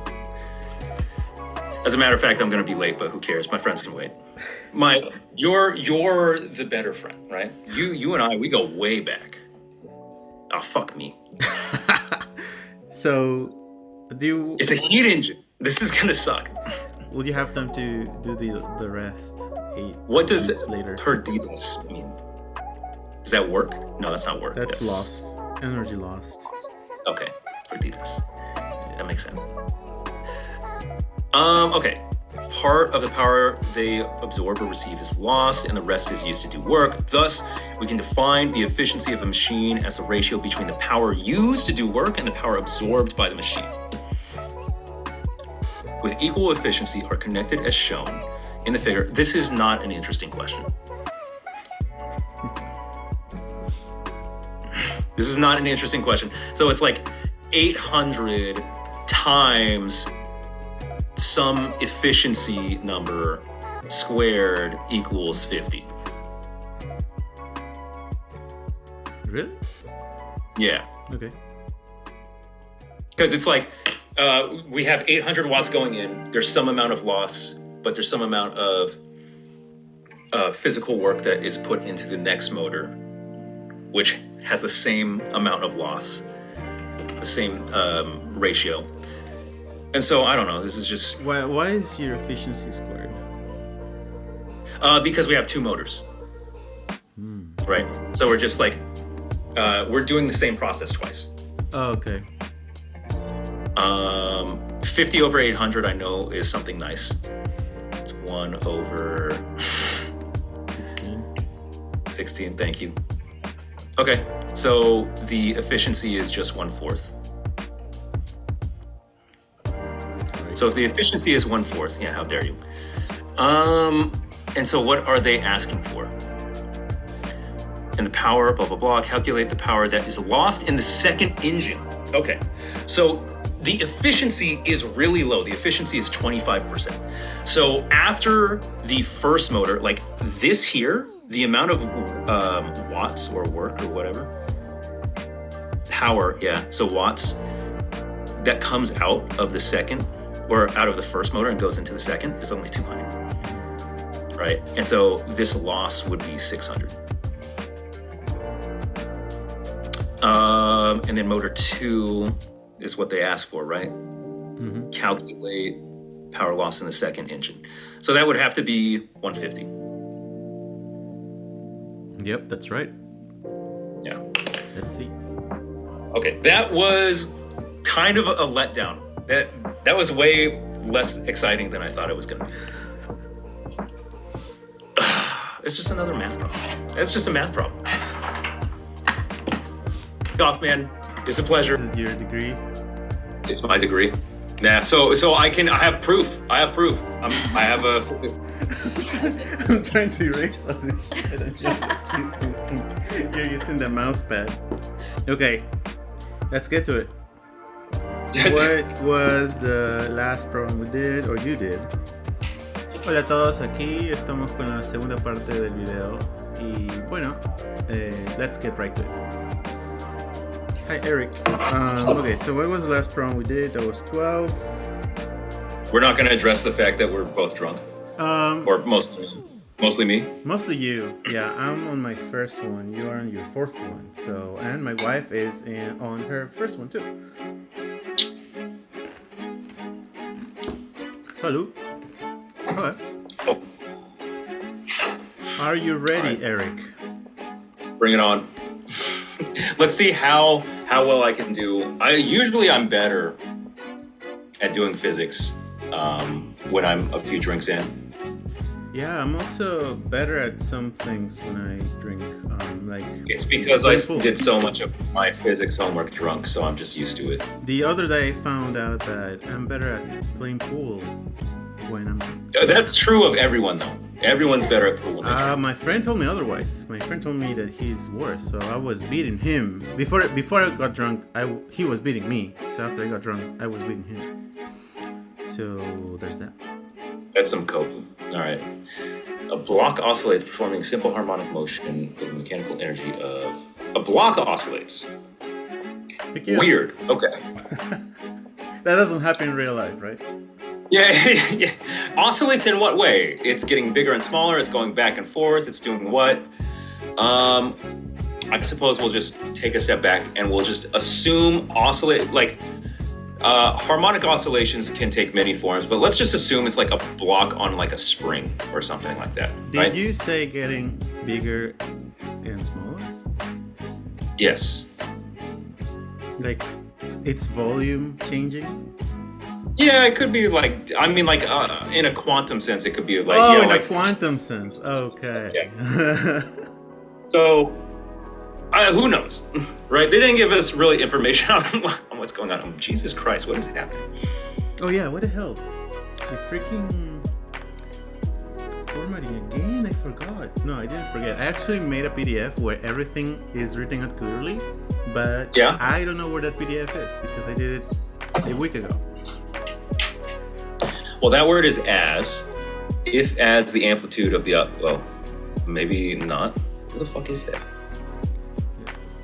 If A is the amplitude of the oscillations, determine the values of the kinetic and potential energy in joules, respectively, when the block is at a distance of A over 2.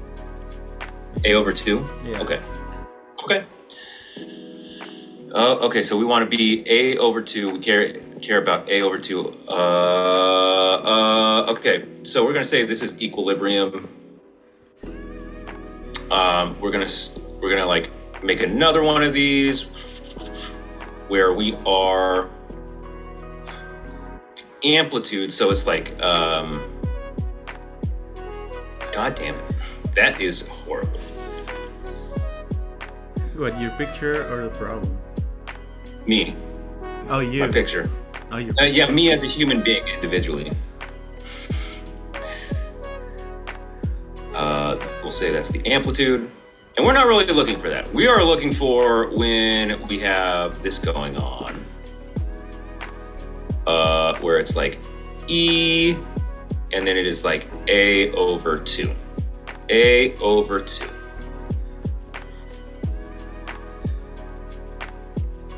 Okay. Now we're looking for A over 2. So when it's at its equilibrium position, there is zero potential. So U is 0, and then kinetic energy is at its maximum. So I'll just say like max, right?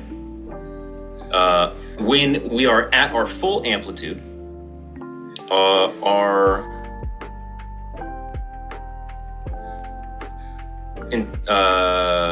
God, what is it called? I'm drunk. Potential energy is maximized, and our kinetic energy is 0. And halfway in between, I don't believe it is actually halved. I don't believe it's half and half. We'll have to check. It might be. Okay. But I'm 4 beers in. You know what? I'm gonna go ahead. Like, we're gonna do this from base principles, but because Okay, Canales. fuck off. You know, she said but that. because, yeah, I know she says it. But because both the potential energy of a spring and the kinetic energy of anything are like inverse square, or they're not inverse square, they're like square laws, both of them. So I suspect it's going to be halved. Let's find out. Let's just take a look. Let's say this. Let's say U plus KE is equal to total energy. So let's see here. With a mechanical energy of 160 joules. Okay, so we know the total energy is 160. We know that.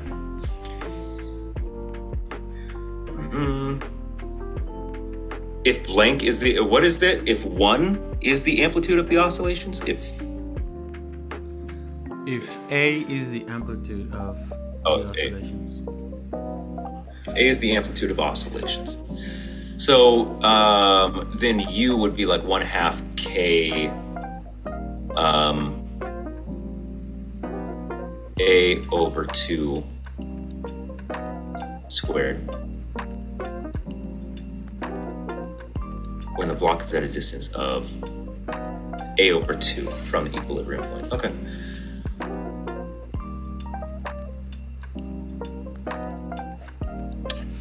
Shit, dude.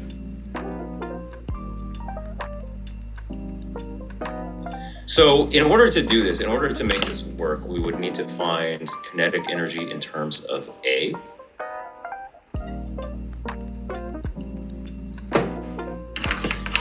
Am I insane?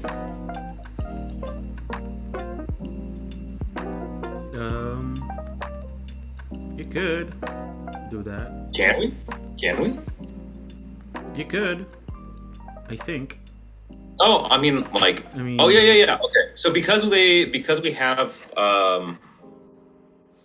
we could say U is equal to 1/2 kx squared, or ka squared is equal to 160. So this would be the case where we have maximal kinetic energy, or I'm sorry, not kinetic energy, potential energy. So this is the point where we have maximal potential energy. So in other words, when we're stretched to the maximum point based on like our mechanical energy. So we're at the amplitude, the full stretched amplitude. And so we could not really. Let's do the other one. Let's do K kinetic energy is equal to 1/2 mv. Oh my God, shit. MV. Which is also 160. So this would be the situation where we are at the equilibrium point where we have maximal kinetic energy but no potential. Cool. Great. Fuck. Now what? More unknowns. We introduce more unknowns and then equations. That's awesome. It's always a great. Man, is the alcohol really doing this much to me? I feel so dumb. I feel so stupid. I feel stupid for losing the PDF version of those problems where there is no. Trust me, that's not the issue here. I would be just as stuck if we had the regular ones. Oh, I know that's not the issue. I just want to find it. Yeah. Performing simple harmonic motion with mechanical energy of law. I suppose like the other thing I would want to say is like I've assumed a spring, but like simple harmonic motion is a like spring force, essentially. Yes. So I guess this is fine no matter what. Yes, every physics problem is a simple harmonic motion problem. Basically. Can be if you abstract it enough. Diego, am I missing something? What am I not seeing? So you want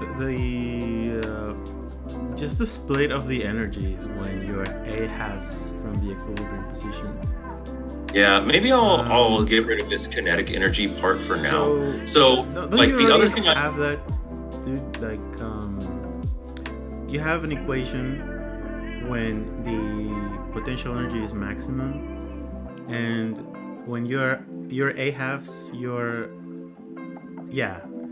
it's 1/4 of 160, so that's 40, right? Is it? Oh, because it's literally half. Okay. So, but this is just but this is an identity, right? This isn't necessarily a system of equations that we could solve. No, it's not a system. They're the same equation, but they're the same equation.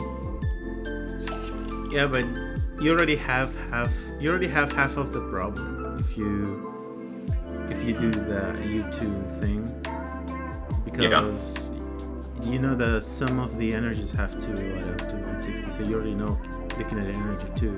Oh right, the kinetic energy must be okay. So if I were to do this, oh man, I'm such an idiot. That's okay. You had how many beers? I'm on my 4th. So this is 1/2 K. Is this gonna work? Because I still have too many unknowns. Yeah, but you don't need to solve for them. No? You just need to know the kinetic energy, potential energy split. And since it's conserved, it's always 160. Oh. Oh god damn it! Yeah. God, this is so fucking stupid. I should also probably read the problem, right?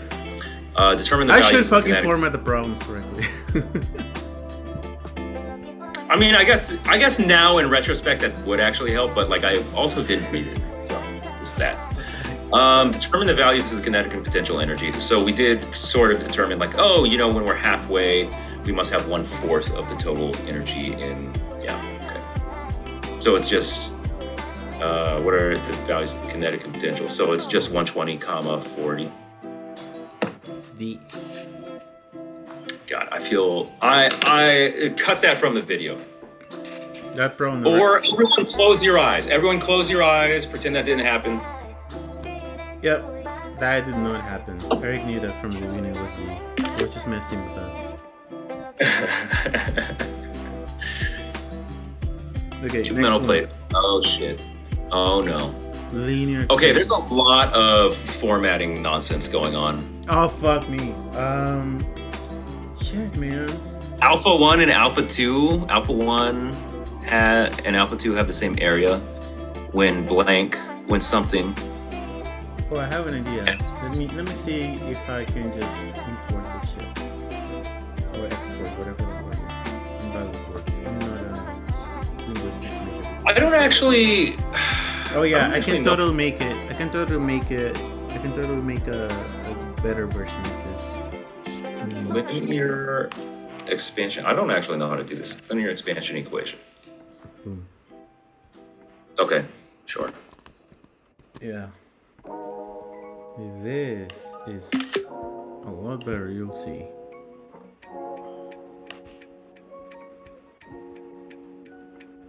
Oh, baby.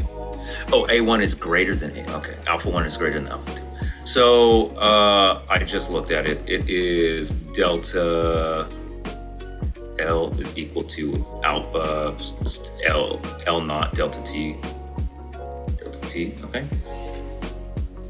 Two metal plates have the same area.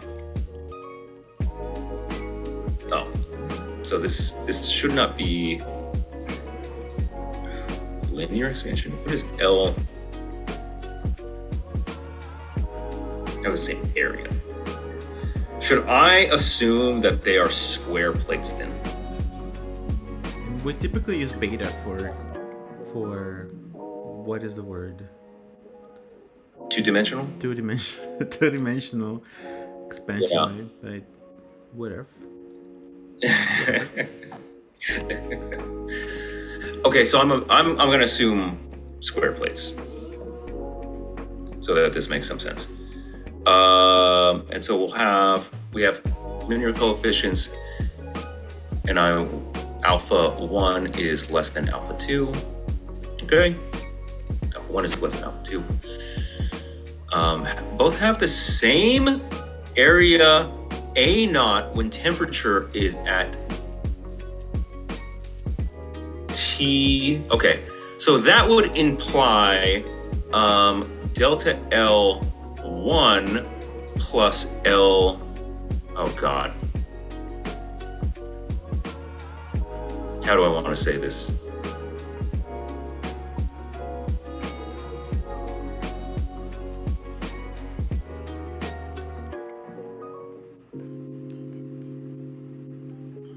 Okay.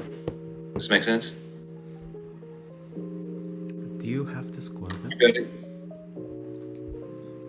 No, I guess I don't, do I? Because it's area, a linear expansion area. Yeah, linear expansion area. Okay. I think you're right. Well, I mean, like, I think in order for this to make sense, for it to be linear expansion in area, these plates would have to be square, right? For this to be something I could wrap my head around. Is that how it was? I think two-dimensional expansion is the formulas are the same because of 2D, because you know how 2D. physicists like to just cancel shit out, it doesn't exist, like just, this goes to zero, and that's how they come up with the same formula for area.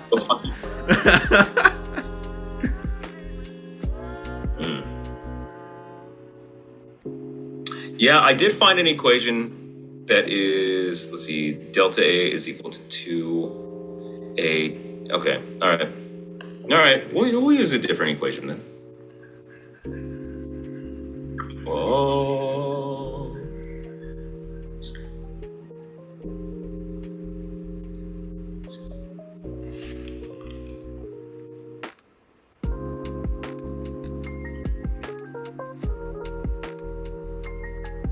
Oh yeah, 2 alpha. That makes sense. Okay. Delta, what was it? Delta T. Yeah, Let me check real quick. I remember this. I was uncomfortable when I found out that they just do 2 alpha. Like, was it like physicists just approximating things? Yeah, I had a teacher who was like, we were doing like the uncertainty principle. We were like deriving it, and like in the derivation, the professor is like, okay, like assume we have this bounded quantity. It's bounded to be like 1, right? And then the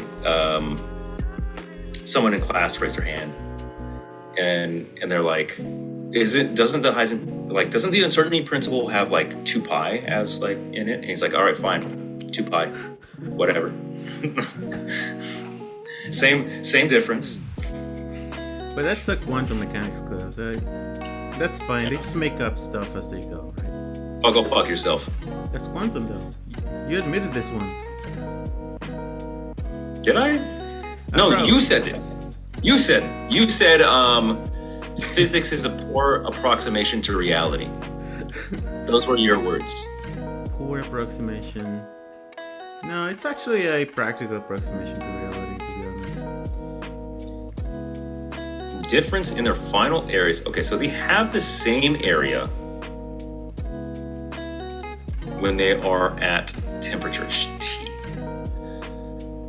So if they have the same, let's go ahead and try and manipulate this equation then.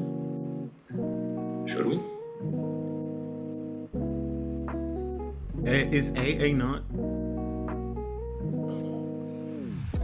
Yeah. Wait, yes.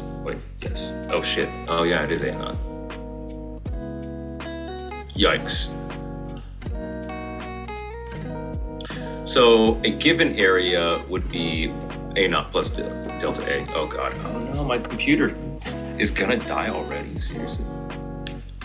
This is going all sorts of wrong. Maybe we should have been sober. I don't know.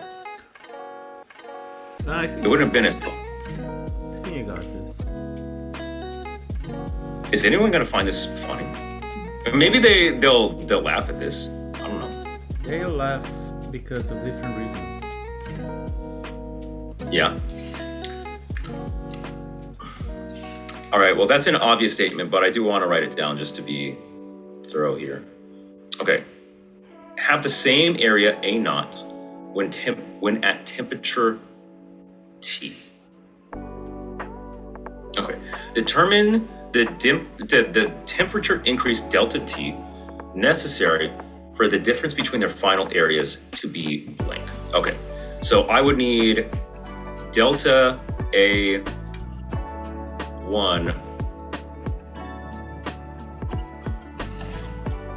delta A2 minus delta A1 to be equal to A naught over 10. And that would be alpha 2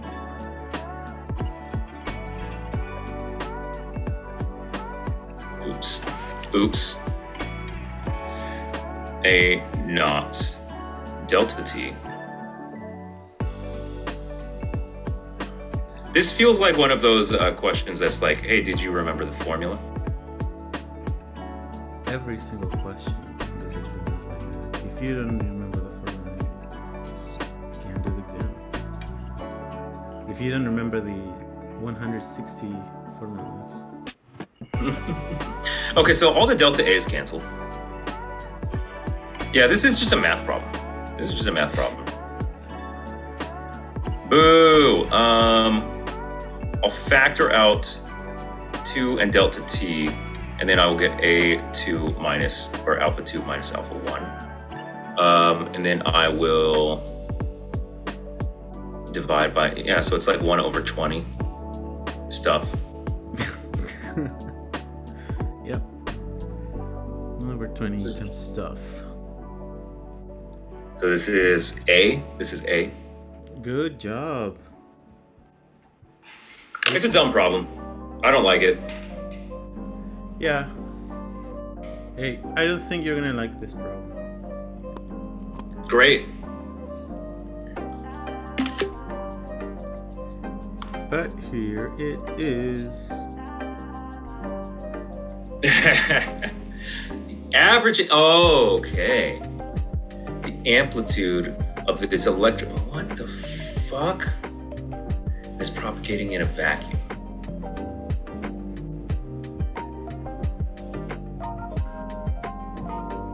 So this is obviously needs an equation. You think so? I think so. So intensity of electromagnetic radiation, I have to assume, includes both pieces. Now, there is probably like a long way around where you use Maxwell's laws, but I'm not going to do that. That's terrible. I mean, Maxwell's laws are gorgeous and beautiful and everything that's right with the universe, but it is also a pain in the ass to use them. So I have to Google this.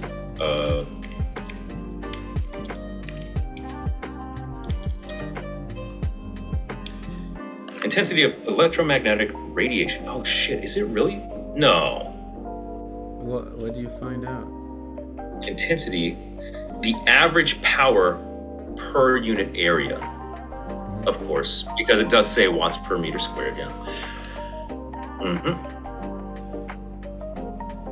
Okay, so it literally is just plug and chug. Yeah, I will admit, with electric component though.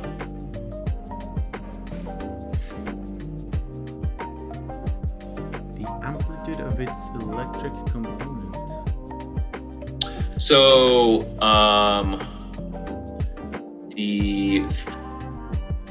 would it be field strength? Oh, it also wants it in milliwatts per meter squared. That's interesting. Yes. Is 2 volts per meter is this electric component? Because that tells me we probably need to figure out what.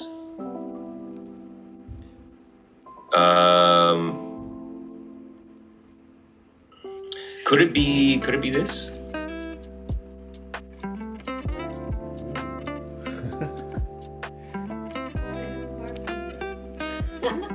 She's back. She's here. Thank you. Oh, that's pretty nice. What is this? Look at this. That's for the other client. That's for the other client. Jesus. Right. It is a formula. Yeah, I bet it is. I don't understand. Oh, dude, this formula, I don't know. This is not a very enlightening problem. It's like, Yeah, it's not a super intuitive one. Oh, so when I type this in, it does link me to Maxwell's equations. No! I was like, there's got to be a faster way. the electric component. Okay, the electric component just means it's the electric field. The magnitude of the electric field, right? Yeah. Yeah, so the idea is there is relationship between electric field component and magnetic field component because they kind of like, they cause one another, right? We call it inductance. So the electric component, oh, do I have to do, oh shit. Give me a quick second. No! The average power per unit in okay. Do I need any of that shit? Any of what shit? All right, let's just check.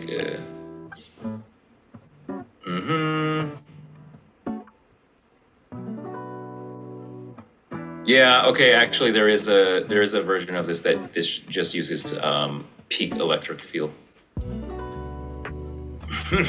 So there's multiple versions of this. This is kind of sort of like a harmonic oscillator type problem. Yeah, I told you. All of those problems in physics are Yeah. harmonic Yeah. oscillators. So you can either look at this when the electric field is at its peak or when the magnetic field is at its peak. And since they gave us the electric field component, that obviously seems like the best thing to do, right? Right? Yes. Not harder. Make me feel smart. Is that average? 1/2 C naught, okay.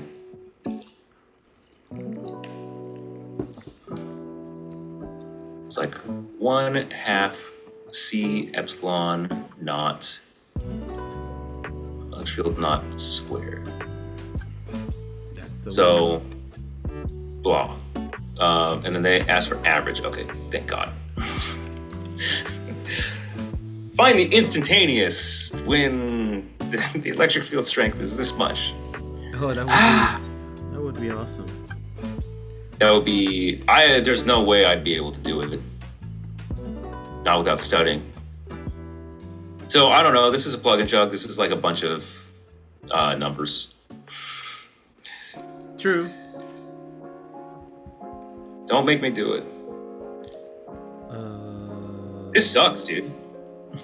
Okay, maybe just plug, but don't chug. I don't think it should be that hard, but Wait, plug and chug. What does chugging mean? Like, I mean, chug is like doing the. Chug is doing the work. Chug is like actually doing the the math. It just sounds funny, but yeah, just plug but don't chug, and you can It's just 10 to the make it- 20 something. Wait, to the 4th power? Oh, 4 times 4. Okay. I swear. And 12. don't 12 forget the times 1/2. 8. Or Oh yeah. 6 times 8.85. Yeah, I'm gonna chug. You're gonna chug? Okay. Oh, you're gonna actually chug. Doing math. Frida thinks Drunk. we're referring to chugging a drink. Alcohol. Yeah, but no, we are referring to chugging in the sense of mathematically working out an answer. Yeah. Duh. So I have to assume that this is in volts. What is this? What would this be in? Intensity would be in watts per meter squared, typically speaking. So this would be in watts per meter squared. So if I want milliwatts, I have to move over how many?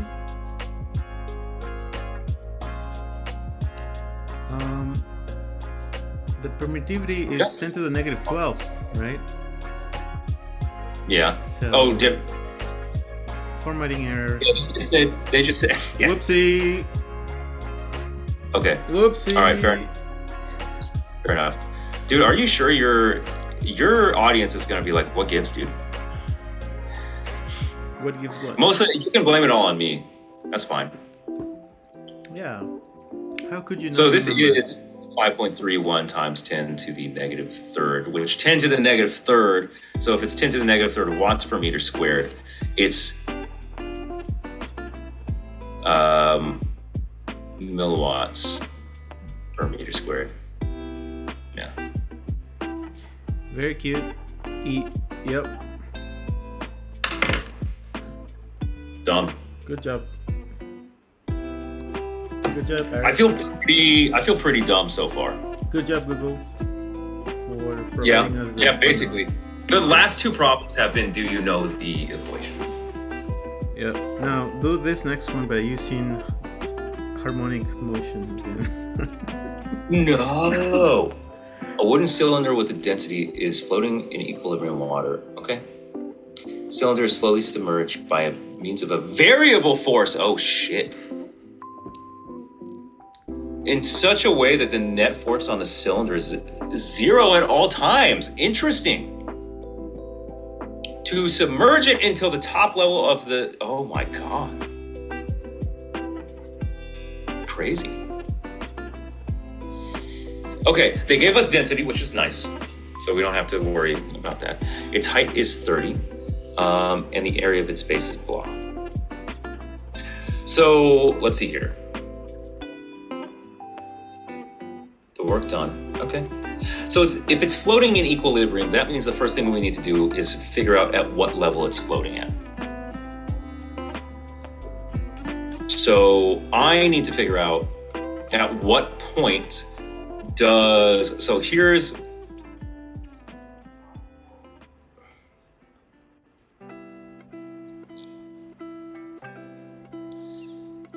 we got like water up to a certain point. I'll call the water up to a certain point H instead, but we got water up to a certain point.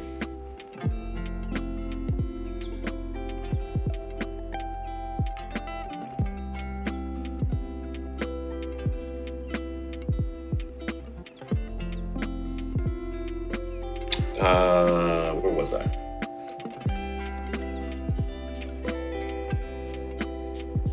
Sum of forces equaling 0. So I have the buoyant force going up, the gravitational force going down, that equaling 0. The gravitational force total is a little insane. The area of its base, that's actually nice. Area of the base. Area of base is equal to 400 cubic centimeters. Great. Okay. Squared centimeters. Oh, shit. Excuse me. Okay, so the buoyant force is going to be rho VG, where V is volume of displaced fluid. So in this case, it's not the entire volume of the cylinder, it is the volume of the cylinder that is underwater. So I'm gonna denote that as V1 minus the force of gravity, which is mg. However, we don't have m, but we do have volume, or we have like, you know, the things that we could use to construct volume, and we have density, right? So if I look at this as, instead of mg, I could look at this as like rho, I'll say V0 for total volume, like that, right? So total volume, the force of gravity will be the entirety of the cylinder. Question: the rows, or the two rows are for the wooden cylinder? Yes. Okay. Yes. Well, ooh. I think no, it's for the density of the displaced fluid. Okay. Yeah, you're right. So this will be a row of wood. This will be, oh god damn it, they both start with W. Row of, I don't know, cylinder versus row of water. You're right. The buoyant force is based on the displacement of the water, which I believe is way more than 900 kilograms per. I'm pretty sure you can use 1,000 in SI. You can use one. Yeah. So not way more, but more. Okay. All right. So area times height gives us volume. Okay. Well, we'll just we can cancel out G's. Rho of the water. Rho of the cylinder times the total volume. Okay. So rho of the water. What do we want to solve for? Oh, where its height is initially.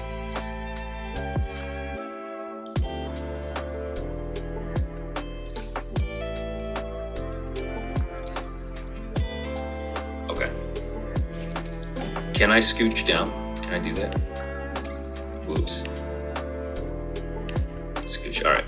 Sweet. And then let's break down volume. Volume for the cylinder, it's going to be weird because they gave it to it as like area of the base. So I'm going to say like height 1, area of the base,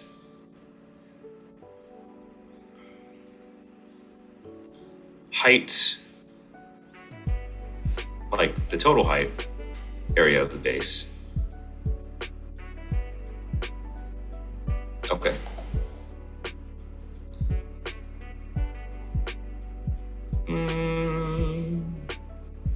I'm gonna make more room for you.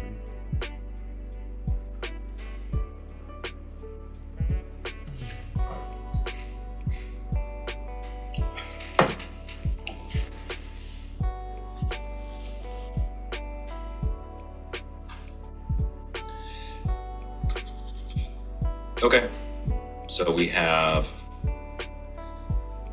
90 over 100, right?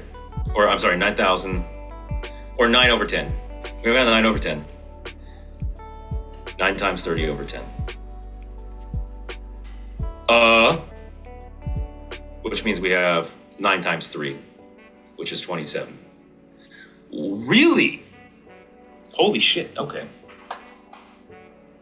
So, hold on a fucking second. Oh, it's in centimeters. Okay. It's in centimeters, right? Yeah.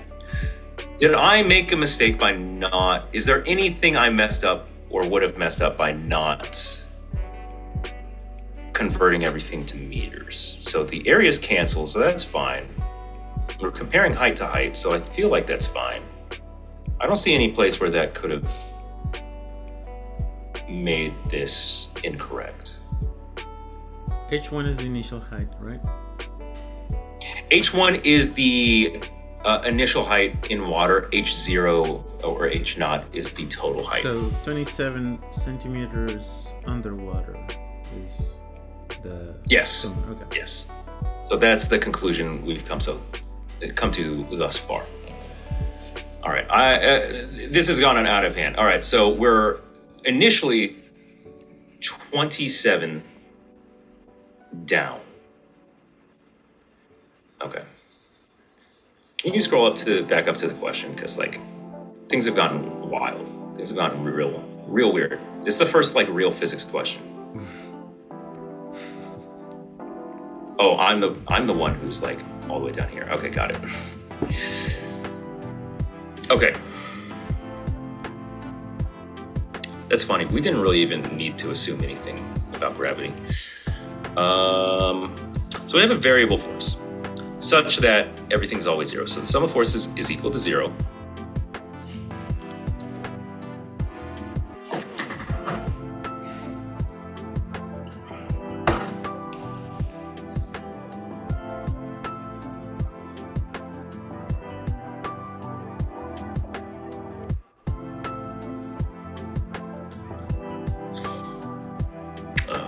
Sorry, I lost track of what I was doing.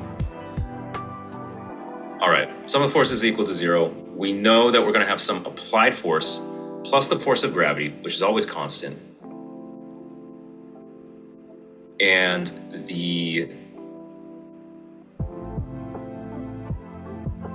so let's see. Determine how much work is done. So how much work would have to be done by this variable force? So we have to determine what? Okay, all right. So we're gonna have the buoyant force. We're gonna have this applied force. We're gonna have the force of gravity. Okay. So buoyant force is rho of water, whatever our current volume is, times gravity. We've got our applied force, which now gravity matters. And then we're gonna have, once again, rho of the cylinder, the total volume times gravity is equal to 0. Okay. Okay. I'm gonna leave total volume of the cylinder as is. Let's see here. I'm gonna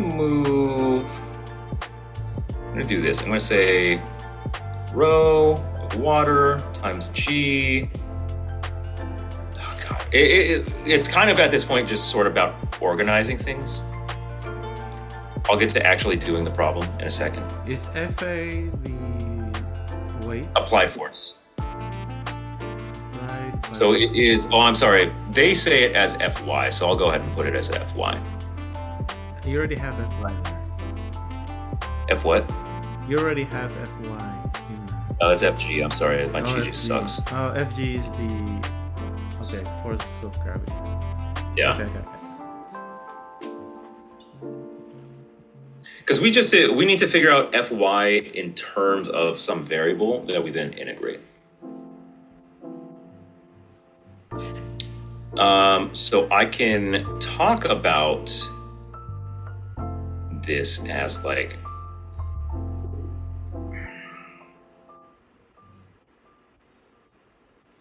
V1 being like the area component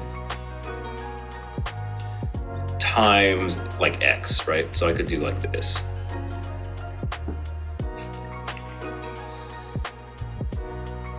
Times xg minus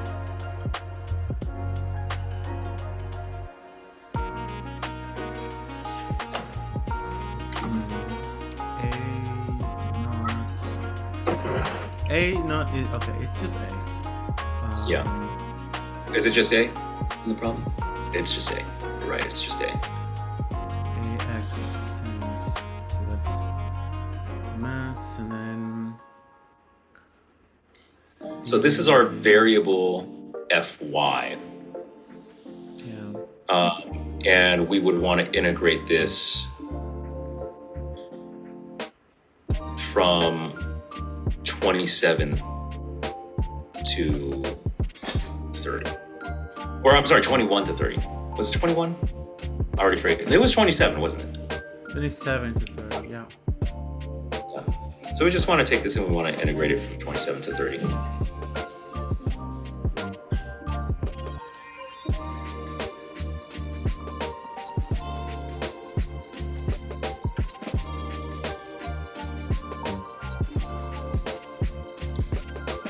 X. Technically, dy.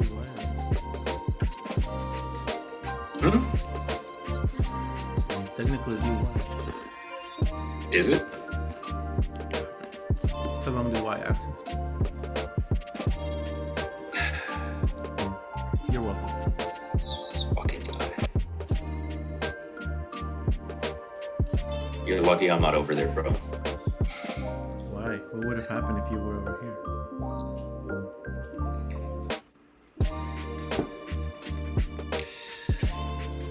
Wow, this sucks. This really blows. I don't like it.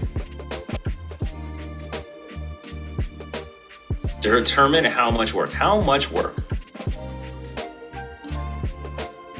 In joules, it feels like the number is going to be way bigger than, like, am I insane? I guess volume has to be done in cubic meters, huh? Yeah. At this point. At this point, it does have to be done in cubic meters. That's a times 10 to the negative 6 factor. Yeah.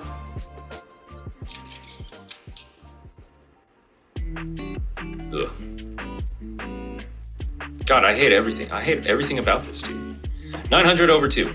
It's 450.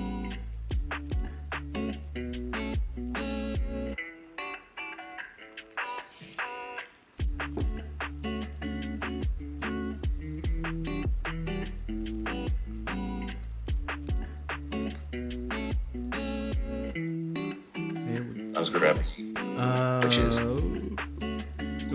what? Wait, 400 centimeter squared. That's 4 times 10 to the negative 2 meters squared. I was just gonna do that. Is that all right? That's fine. No. It's not. Wait, so y squared, that should be a 0.3. So, times 10 to the 6. But your square, then it's 10 to the negative 8. Okay. So, because you were supposed to do the integral from 0.27 to 0.30. Oh. That would make this a lot easier then, wouldn't it? You know what? We're too far. We're too far gone. Oh shit, this volume though. Well, at least this volume is just it's just regular volume. Yeah, 900. So this is like 30 times 400 times 30 times 10 to the negative 6.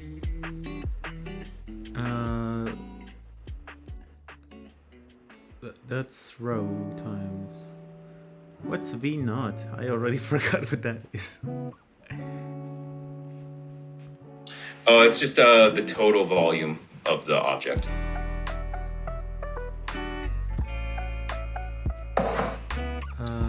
Okay, so 30 times 400. Okay. But oh yeah, that's right. Okay. Well, I mean, like, look, I don't blame you for not being sure, because like I'm kind of like oh yeah, fuck it, whatever. What's 27 squared? That's still 10 to the negative 8. Yeah, this will still be 10 to the negative. Or are you talking about this one? No. Yeah, not. This is 10 to the negative 8 still? Oh, volume times y. Yeah. You're right. You're right. Yeah. Volume times y. Okay. Good call. What's 27 squared? Top of your head.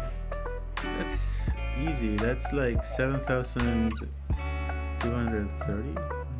There's no way. No. Because like 24 is like 576. I hope it's not, because I'm also 2 drinks in. Yeah, dude, it's 729. Oh, I was off by 60. Didn't you say 1,000? I heard you say 1,000 in your answer. I did say because never mind. Yeah, I did say.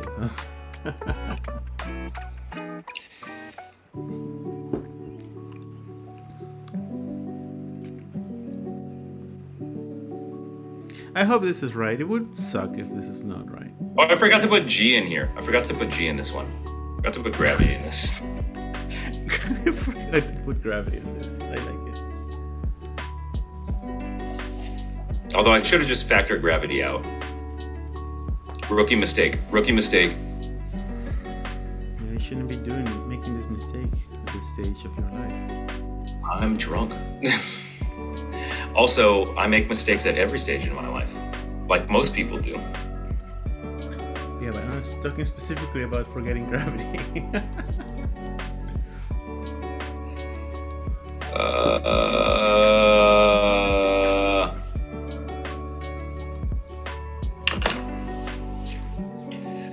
I cannot believe you made me just do this. Oh, Jesus Christ. Okay, one. How am I supposed to do this, huh? What's a calculator? Shut the fuck up.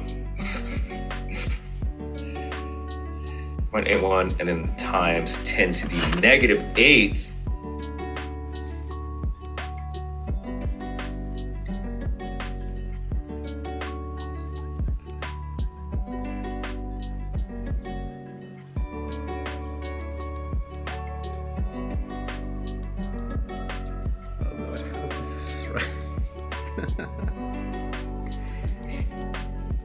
Are they going to ask how? Oh, it's in joules. Okay, so it's in joules. That's fine. Everything is fine. It's in joules. 900 times 30 times 400 times 30 times 9.81 to the negative 8th. 31 point. 7844. Oh God. All right. Is that right? times y. How though? Because it's just. All right, we're just gonna power through.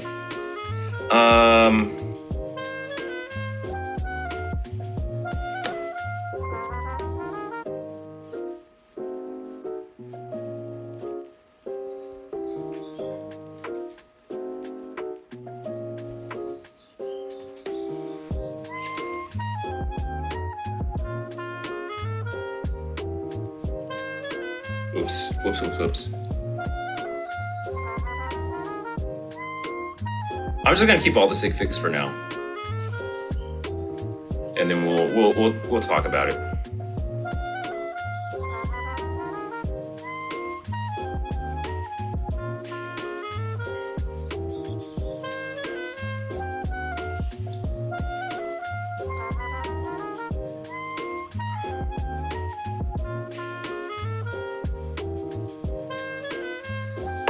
So minus and negative is positive.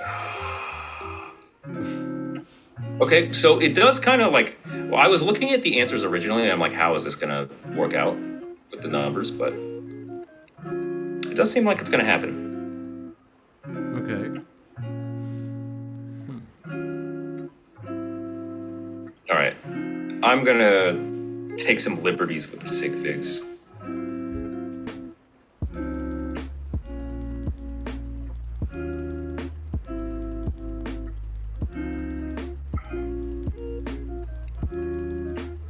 Okay, I think it's A.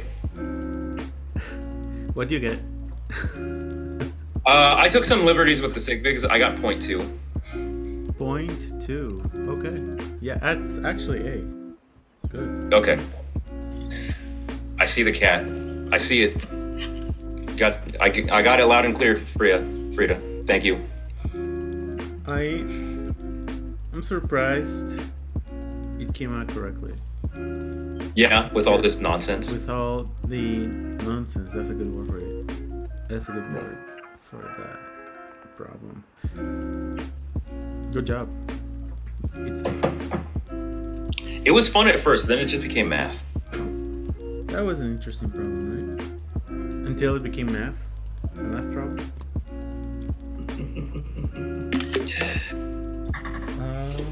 Number 17. It's your favorite subject. It's your favorite thing to do. Uh-oh. What's that mean? I don't know. Oh, shit. Optics.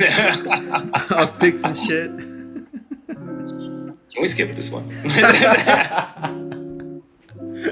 Can we please skip this? Can we please skip this?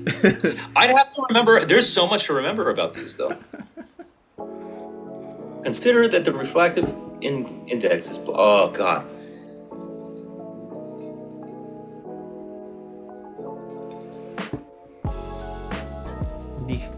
Determine the focal length. Okay. Oh, hey, this is the lens maker's equation. I'm pretty sure this is one equation. It looks sure like this is- that. Yeah. Determine the focal length of the biconcave glass. So this is lens maker's equation. Lens, which I can't spell. Maker equation. Lens make. Oh yeah, that's how it's spelled. Okay. Ew. Let's see if I can actually just copy paste this from the internet this time. Okay. Or if there's still oh yeah. Check it out. Sweet. So yeah, there you go. Fucking the thing. Yeah. You get it. There's not much to say. I assume that we are going to say like 1 over 1.5. Whoops, still in red. 1 over 1.5 for like the NL over NM. What's L and what's M? I don't know what L is supposed to stand for. I assume M is medium. You don't know what L is, but it's just equal to 1 because physics. I am gonna assume it's like I don't know why it would be L. All right, let me look back at the internet. Let me see what the internet has to say.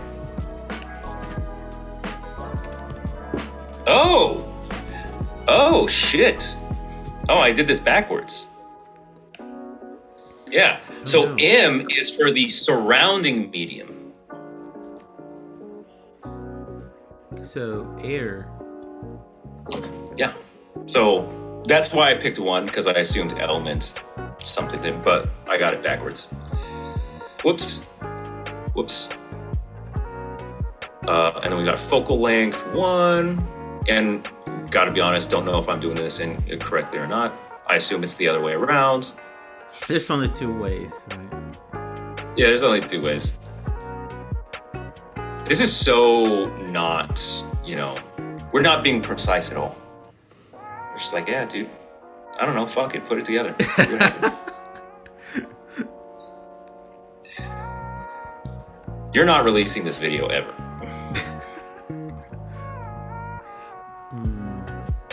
9 and 14? What? 9 times 14, is that what you said? Oh, yeah, that's 126. 14 minus 9, 5. 5 over 126. Oops, 26. It's 1 over F. Oh, God. Oh, but these are all negative, so I probably did do this wrong. Okay, well, let's not worry about it too much. It was supposed to be the other way around. I was right the first time. I kind of figured because the image should be like R2. The image is R2. Okay. All right. So this should be, focus is, what's twice 126? 252 over 5. All right. It's like 50, which is a number. Wait, it's 50.4. Oh, is it? Oh, then we're fucked. Something.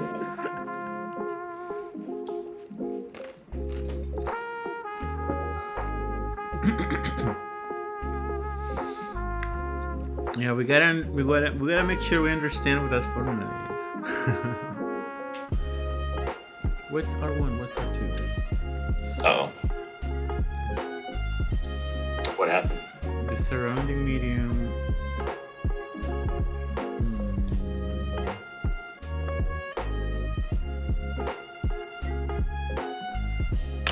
Did I misinterpret these? Radius of curvature. Radius of curvature. Radius of curvature. Radius of curvature. Radius of curvature. I did consider that, correct? Yeah. Oh, they're in centimeters. It's in centimeters. Does that change anything? It does, doesn't it? Oh, in centimeters. I guess it's not. Yeah.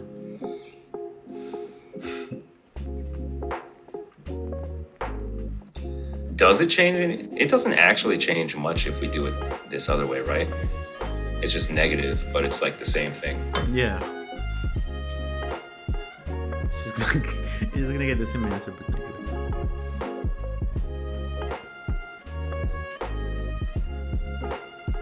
Why?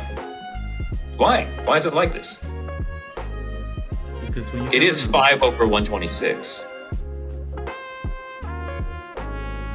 Yes. Times 0.5. It is 252.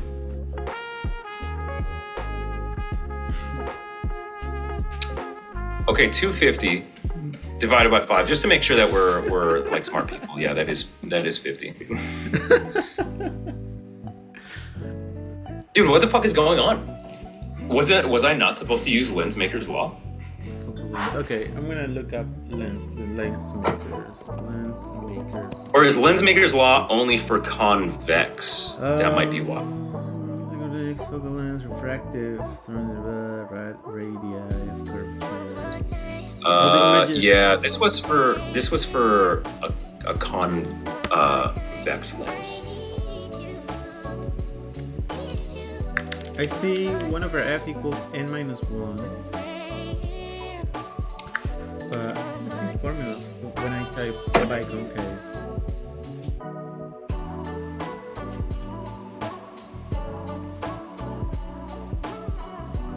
It is. It's the same thing. N of lens, N of medium. This is fucking bullshit. Well, you know what it might be? For some reason, the radii, they have to be negative. Like R1 is like negative 14, and R2 is like negative 9. But how does that doesn't change anything. No, it does, because now you are It does? adding them.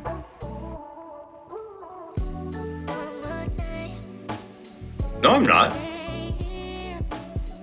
Because one is still negative, one's still positive, right? No, because So you would have minus 1 over 14, minus 1 over 9. I said negative, right? I guess I meant negative positive. So it's, for some reason they do 1 over negative 14 plus 1 over negative 9.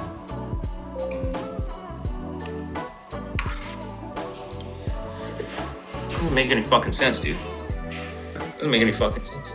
I don't understand. Why? Do you want to see the solution? Because Sure, show me this problem, show me the fucking solution. I mean, this problem is not an actual test to whether you have what it takes to be an engineer. Like, let's be honest. But let's just look I don't know. Some of what it takes to be an engineer is just, do you remember this equation? It's not all about that. That's what I'm saying. So that's what they do in.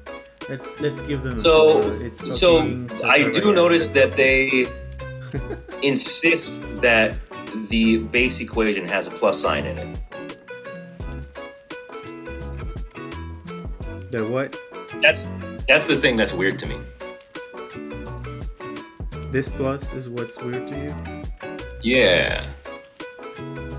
R2. Maybe that's because that's the image and they just vary this is a variation. Biconcave. Oh shit, it is. Okay, for biconcave. Weird. Okay. Very strange. Got it. Okay, no, that's actually right. Why is it right? Tell us, Eric. I don't understand why. I just know that biconcave is supposed to be plus instead of minus. Fair. I don't know why. I don't know the derivation of lenses, this isn't Lenz's law, the lens maker's equation. I don't know the derivation of it offhand. Because you know how much I hate optics. No. We've made this clear. We've established this. No, you love optics. Oh, fuck yourself, bro. You love it. Okay, where's the 5th beer? Is that the 5th beer? No, it's still the 4th beer. Okay. I've slowed down a bit. The physics is making me question whether I should be more drunk or not. You're seriously gonna need another beer for this next one. Oh shit, are you serious? Oh. I want to at least see it.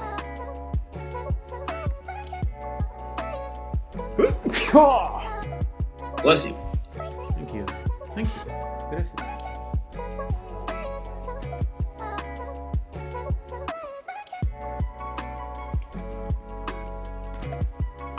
Okay. This isn't terrible. I thought it would. This is You would reminisce of that problem you did when you were here. You did your favorite one was a gravitation problem. yeah. Yeah, and it's like a similar sort of like it's a comparative problem, which is kind of fun. Yeah. I like it. This is probably I like not as long as that one. I mean, like it can be if I don't know what I'm doing. That one, like gravitational one. I think someone in the comments of your last video said like, "Oh, it can be done with the law of harmony," which you had said in the video. You're like, "Oh, can Kepler's laws solve this?" And I was like, "Maybe, but I don't think it's faster." It was faster. It was like way better. Go figure.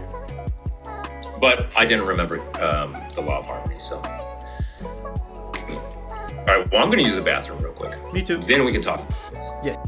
Are in 3, 2, 1. Okay. Oh boy. Jesus Christ. Jesus Christ. Jesus Christ. Jesus Christ. All right. It just work stuff. Just dumb work stuff. Okay. Well, its radius is 1/3 of Earth's. Calculate in meters per second squared the acceleration due to gravity on the surface of the planet. Okay. So that is the gravitational field near the surface, right? So that is little g is equal to m of the planet over radius of the planet squared. I'll do this like lowercase r. Oh, G, big G, big G, big G. Okay. So we're gonna do this for like planet 1, and we're gonna do this again for like planet 2. So we'll have like radius 1 plus 2 is equal to G. That's the planet over 2 squared.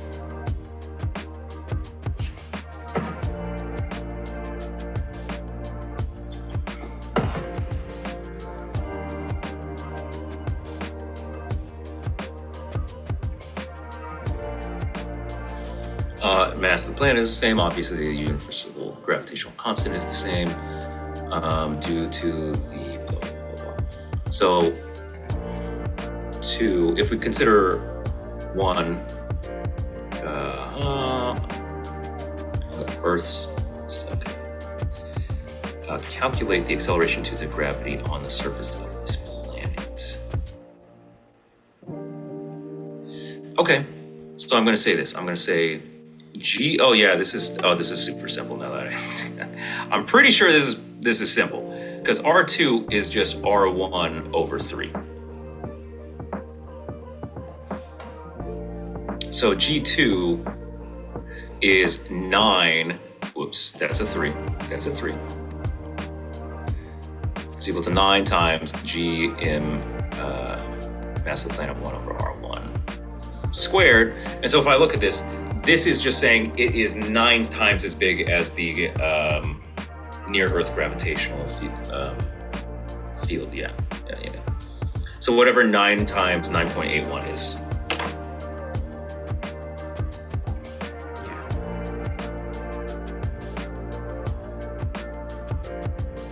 9 times blah, blah, blah.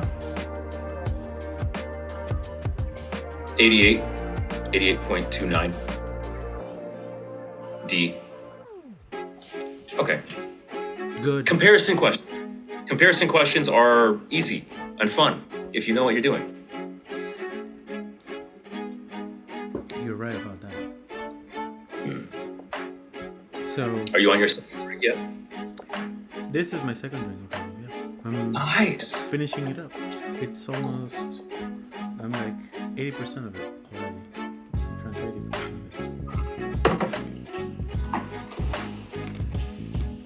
Oh. So last question was not bad at all. That's super easy. No. I mean, like, if you don't know how to do comparison questions, like, obviously it would be difficult, but if you're taking a test like this and you don't know how to do comparison questions, you need to reflect on what you've been doing in your life, in your studies. Were you raging super hard? Were you partying out, when you should have been studying? What's going on? Very wise words. Very wise. Thank you. Thank you for that. You can drink and do physics at the same time, as we are demonstrating. Yeah. If you do Is it. Frida still around? Yeah, she's still here.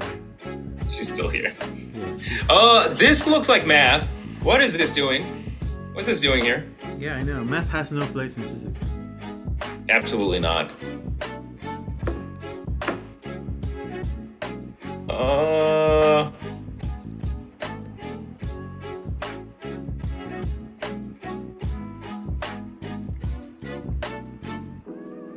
Oh my God.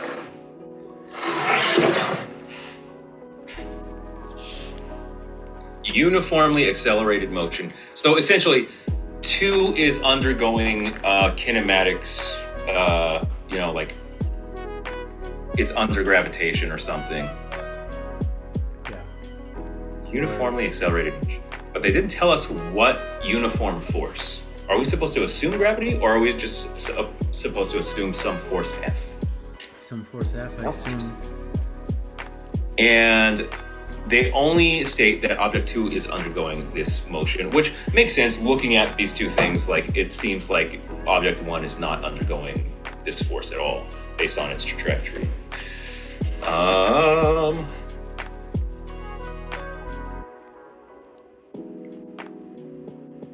So 4 seconds in, we're a certain height up. Yikes. Oh my God. All right. So if we look at kinematics, so if I look at x of t is equal to a over 2t squared plus v naught t plus x naught. It looks like if you know the velocity of object 1, which is undergoing an acceleration of 0, then you've solved the problem. Yeah. How do we do that? Because one thing I can see is that at time equals whatever, their x values are the same.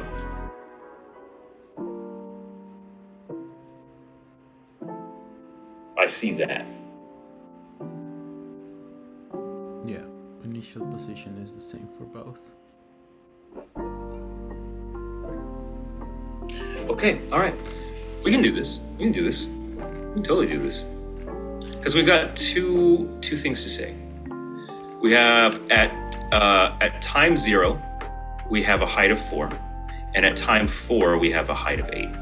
So that's enough to completely solve for this. We've got 4.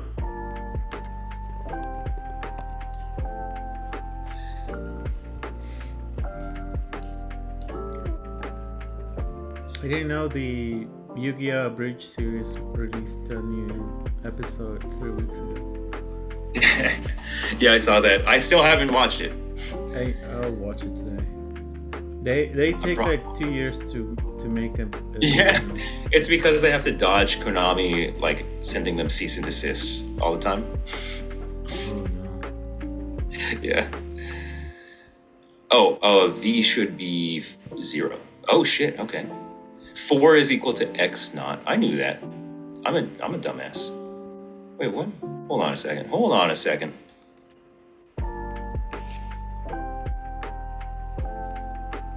Uh-oh. How am I supposed to get v naught and acceleration? Do I assume v naught is 0? Well, we'll find out, I guess.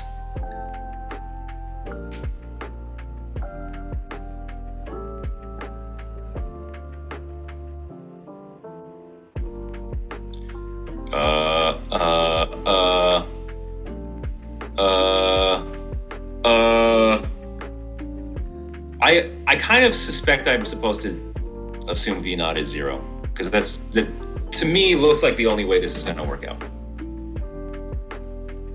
Really?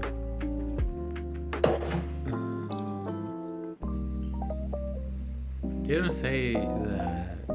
They really don't. Yeah, they don't say that shit at all.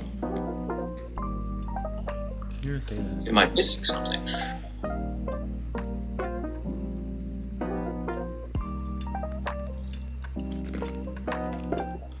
Is there an equation that I'm not considering?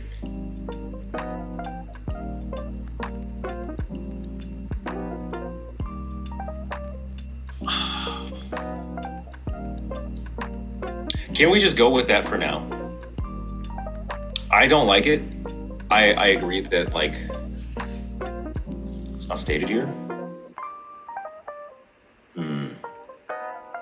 There are other kinematics equations. The only other one I would be thinking of is like v final squared is equal to v initial squared minus 2 alpha, or not 2 alpha, but in this case 2a times delta x. But I can't know the final. I can know the final if I'm doing this between. Okay, all right. Hey, we're there. Okay. I can find, because I know v final, if I do it between point A being this point and point B being this point, I know v final has to be 0 at the apex of the trajectory. It's a kinematics thing, trust me. Yeah. It's the slope of the function is 0. Yep.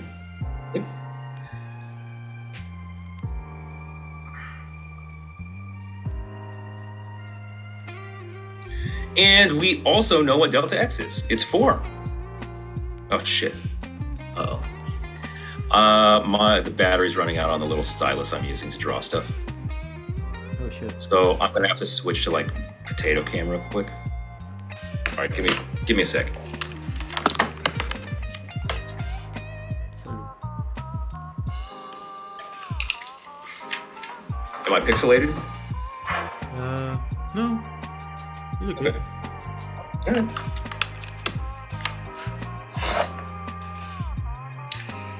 Okay. Fuck me, dude. Okay. Well, that does stuff. Right? So 8a square root of 8a v naught. There you go. Okay, good. Square root of 8. Oh, Eric, what are you doing? Square root of 8a is equal to v naught.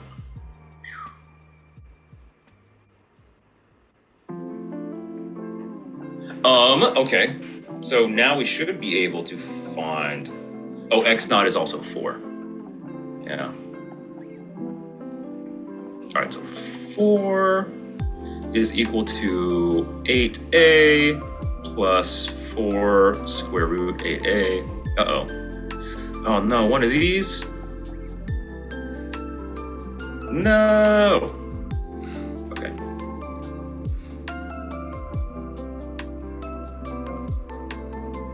No, Eric, stop. I'm running out of room. 1 minus 4a plus 4. How dare you? Why would you do that? 4a squared is equal to 8a.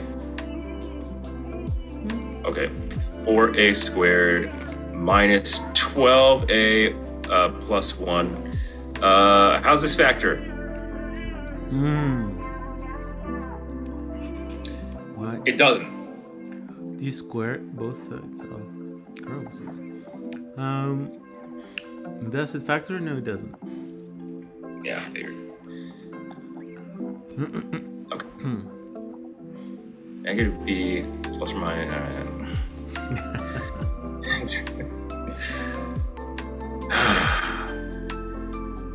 16, really? Oh, that's not a perfect square. It isn't. It's pretty gross. Which, I mean, is kind of nice to see, right? It's gross, so it's nice. Yeah, it's gross, so it's nice. Numbers. The numbers, Mason, what do they mean? Hold on, is this 128 though? 128, that's not good, because isn't that a perfect square? Oh no, I'm a dumbass. Okay, it's 126, isn't it?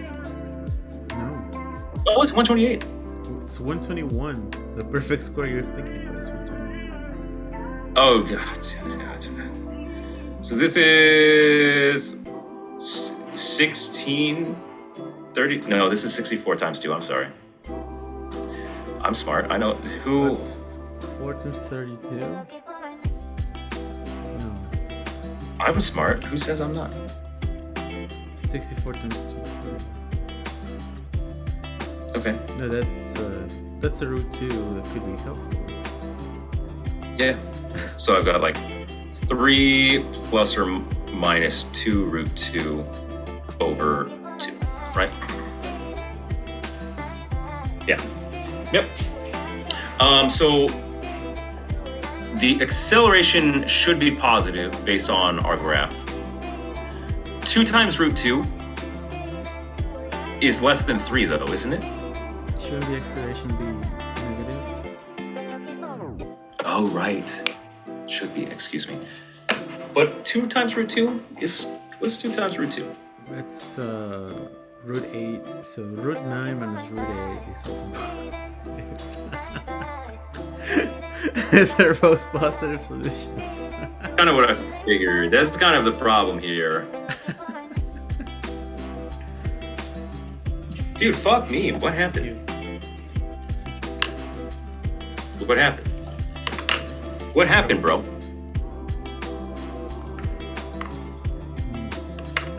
Wow, Frida really put a lot of alcohol in this one.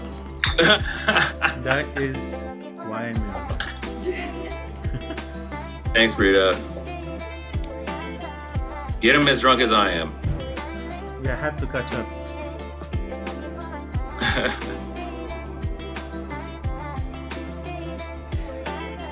What a problem, huh? Something happened, right? Something happened.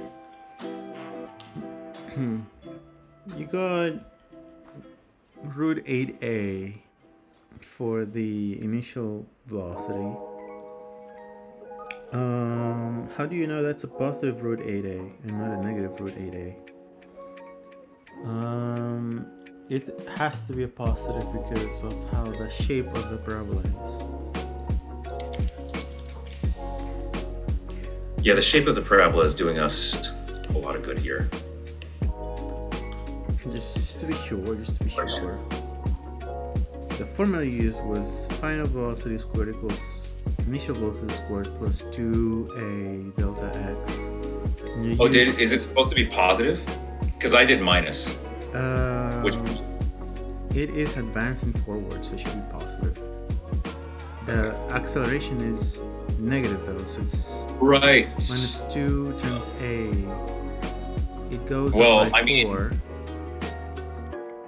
And v final 0, v naught squared. Yeah.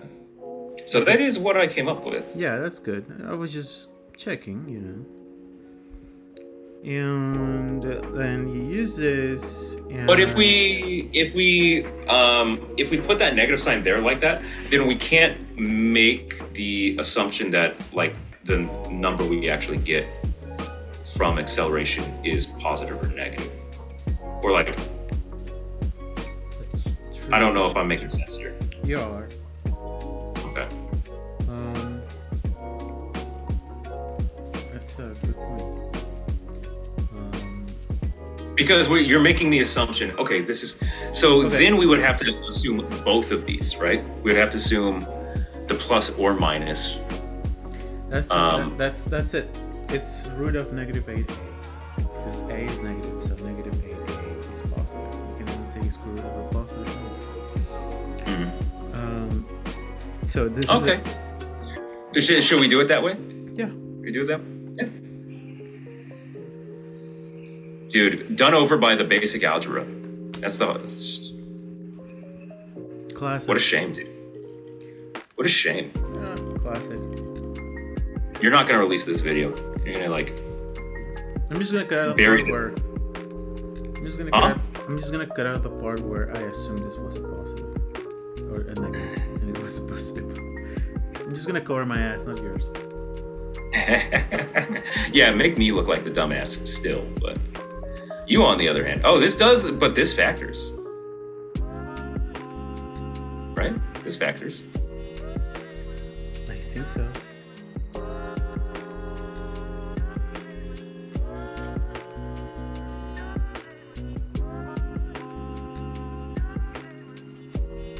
Oh, okay.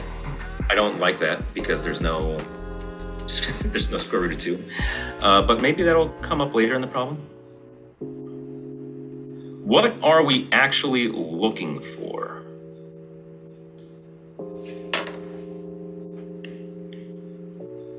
We want the the velocity or the speed for object 1, which is constant. That's all we want.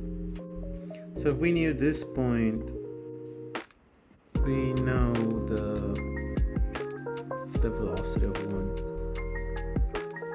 Well, so what we could do is we could now find an equation or we could find t. A t? Yeah. Sure. What were you saying? Because like there's the way I'm thinking, we would still need to find delta x total and t. Yeah, that's the same as finding the coordinates of that point, which is what I said. Yeah. Oh, that's what you said. Is there a smarter way to do this? Well, you already have all the elements, so this is 2. And It A is? is -1/2. Why is this 2? Square root of 4. I'm quiet, dude. Don't fucking say anything. Okay, so we have 2. We have So you 1/2. know this equation, so you can find its roots, so you can find this point, and the Shut up! problem is done. I mean, it's still like work from there, but the problem is basically done at that point. Right? Like -1/4 t squared plus 2t plus 4 is equal to x of t.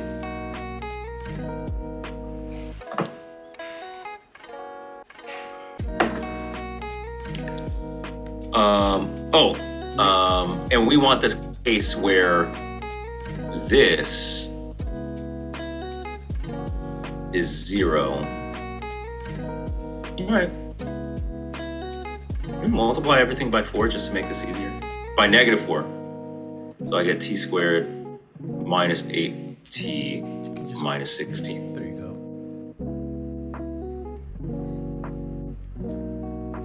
It's quadratic formula, this. Oh, does this have to be quadratic formula? Boo. Boo.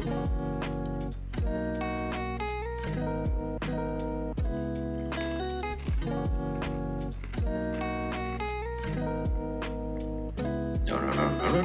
4ac. Well, oh, there it is. Okay.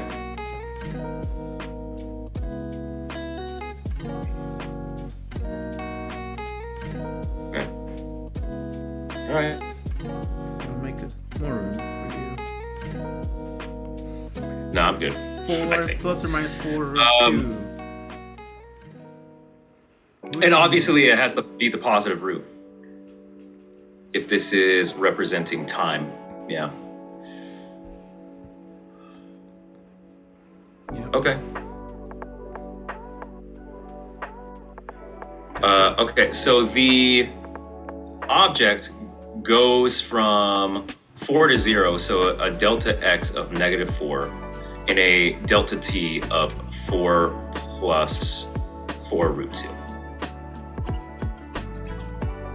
Yep. And that is its velocity. Oh man. Yeah, do I have to do this shit? You want to?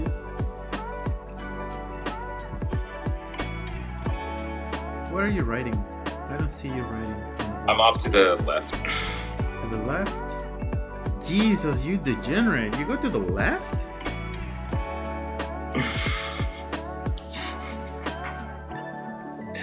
Yeah. What of it? -16 times 2, 32. Okay, so -16.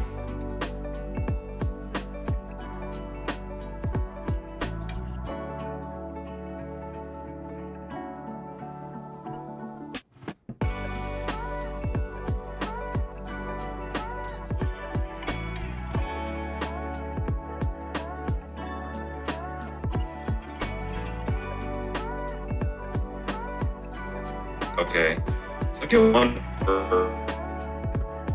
or I get 2 as the velocity. Just has to be. Hey, yo. My internet was down. I think we got lost. Where is the whiteboard? I don't know, dude. I don't know.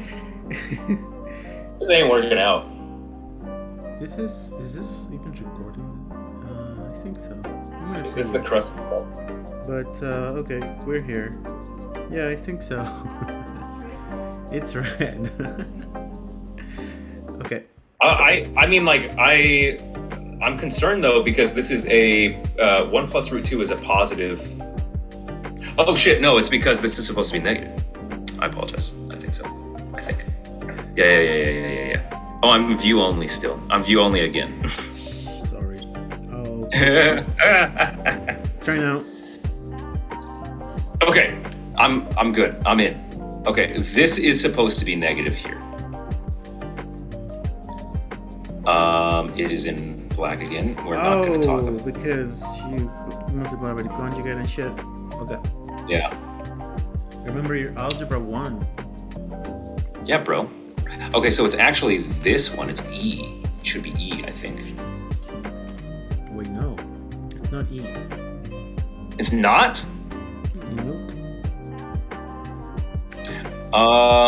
It's factored.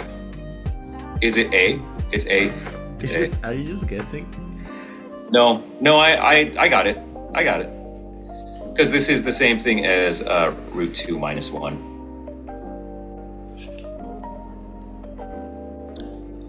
And it has to be plus 4. It has to be. It is D. What the fuck? What do you mean? I got so lost. What happened? I'm also confused. It's D1 minus root 2. Yeah, what the hell happened? Let's see. So you multiply by 4, negative 4 over here, you get that. And by quadratic formula, this. That's 8 plus or minus square root of 64 plus 64 over 2. And you get that, which is the same as this. Oh, what the fuck? Yeah. So that is just the t. And so what I was doing was delta x over delta t. Okay, so that's 4 plus 4 root 2. Yeah. Because we're on the positive t-axis, and from there, you know, if you call this t star, and this point is t star comma 0, so the velocity would just be rise over run, so 0 at this point. What is it? It's 0 comma 4. So 0 minus 4, and that's what you did. T star minus 0. And that's exactly what you have here. And I multiply by the conjugate. Is the bottom part what's wrong? 4 plus 4 root 2 times 4 minus 4 root 2. It should be 16 minus... 16 times 2, right? So negative 16. Yeah. Negative 4, the negative is there. And then the negatives cancel, so you get 1 over 4 times 4 minus 4 root 2. So that's 1 minus root 2. That's it. That was just sign error. Oh, okay. Whoops. So this is the velocity for object 1, and that makes it x of t equals 1 minus root 2 t plus 4, and that's, what's that, d. That was it. Wonderful. Great. I think I'm too drunk. How many more of these do we have? This is a bittersweet situation because we only have one left. Oh, okay. I don't know, like, I love hanging out with you, but I also know I'm making myself seem like a total dumbass. Actually, On camera. Actually, this is what this is what's happening. This is what we were gonna say, and this is what is actually happening too. You did too well on the first 12 problems, so we had to nerf you this time by making you drink alcohol. Yeah. That's what's going on. Do you think it's coincidence you're doing poorly this time and you were doing well last time? We had to nerf Eric Lane. We had to nerf Eric. We won't say his last name. Okay. Are you ready for the last problem, sir? All right, fuck it. Let's go. Let's do it. Boom.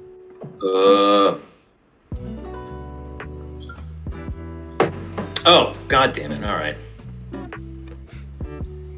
If an object has a constant speed, it necessarily follows a straight line path. That is false. You could have a object in circular motion that has a given speed that is constant.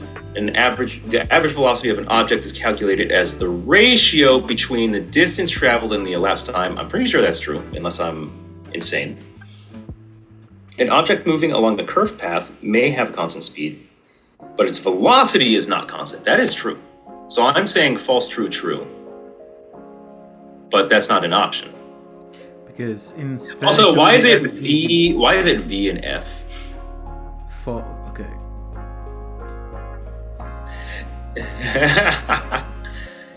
It's from Spanish, right? It's for dead. Yeah. Okay. Yes. Verdadero? Yes. Oh, you know how Okay. to read my name. FTT, so FVV, which is E? Which is not an option. Yeah, it is. It's E. Where? That says FFV. Oh, fuck, you're right.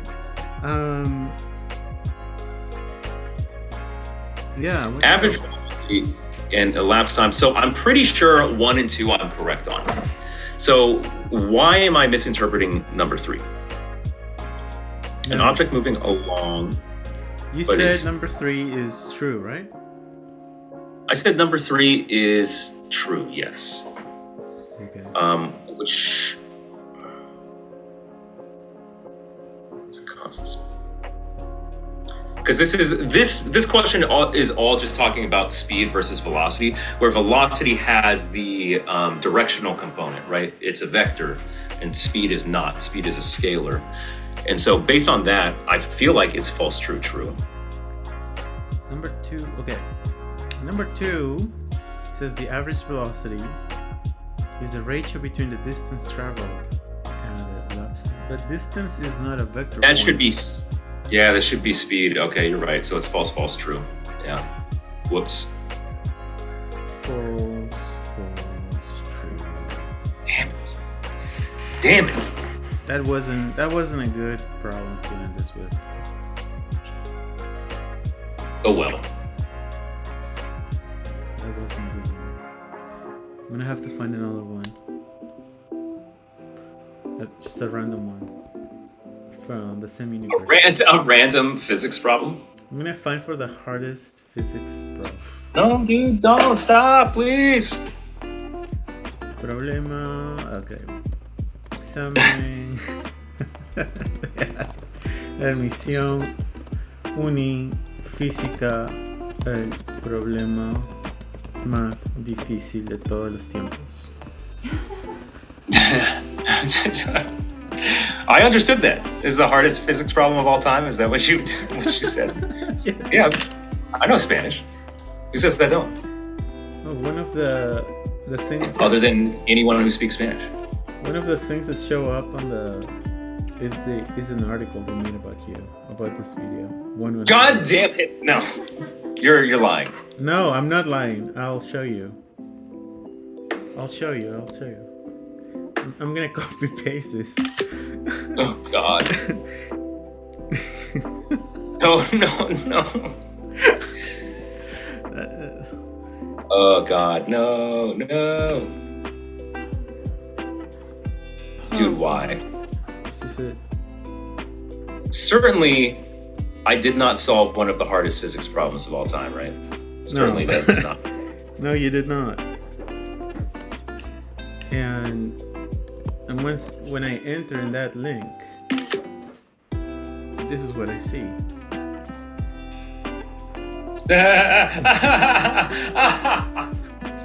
It's just my face, and then it's also a super easy, simple physics problem. It's a gravitational.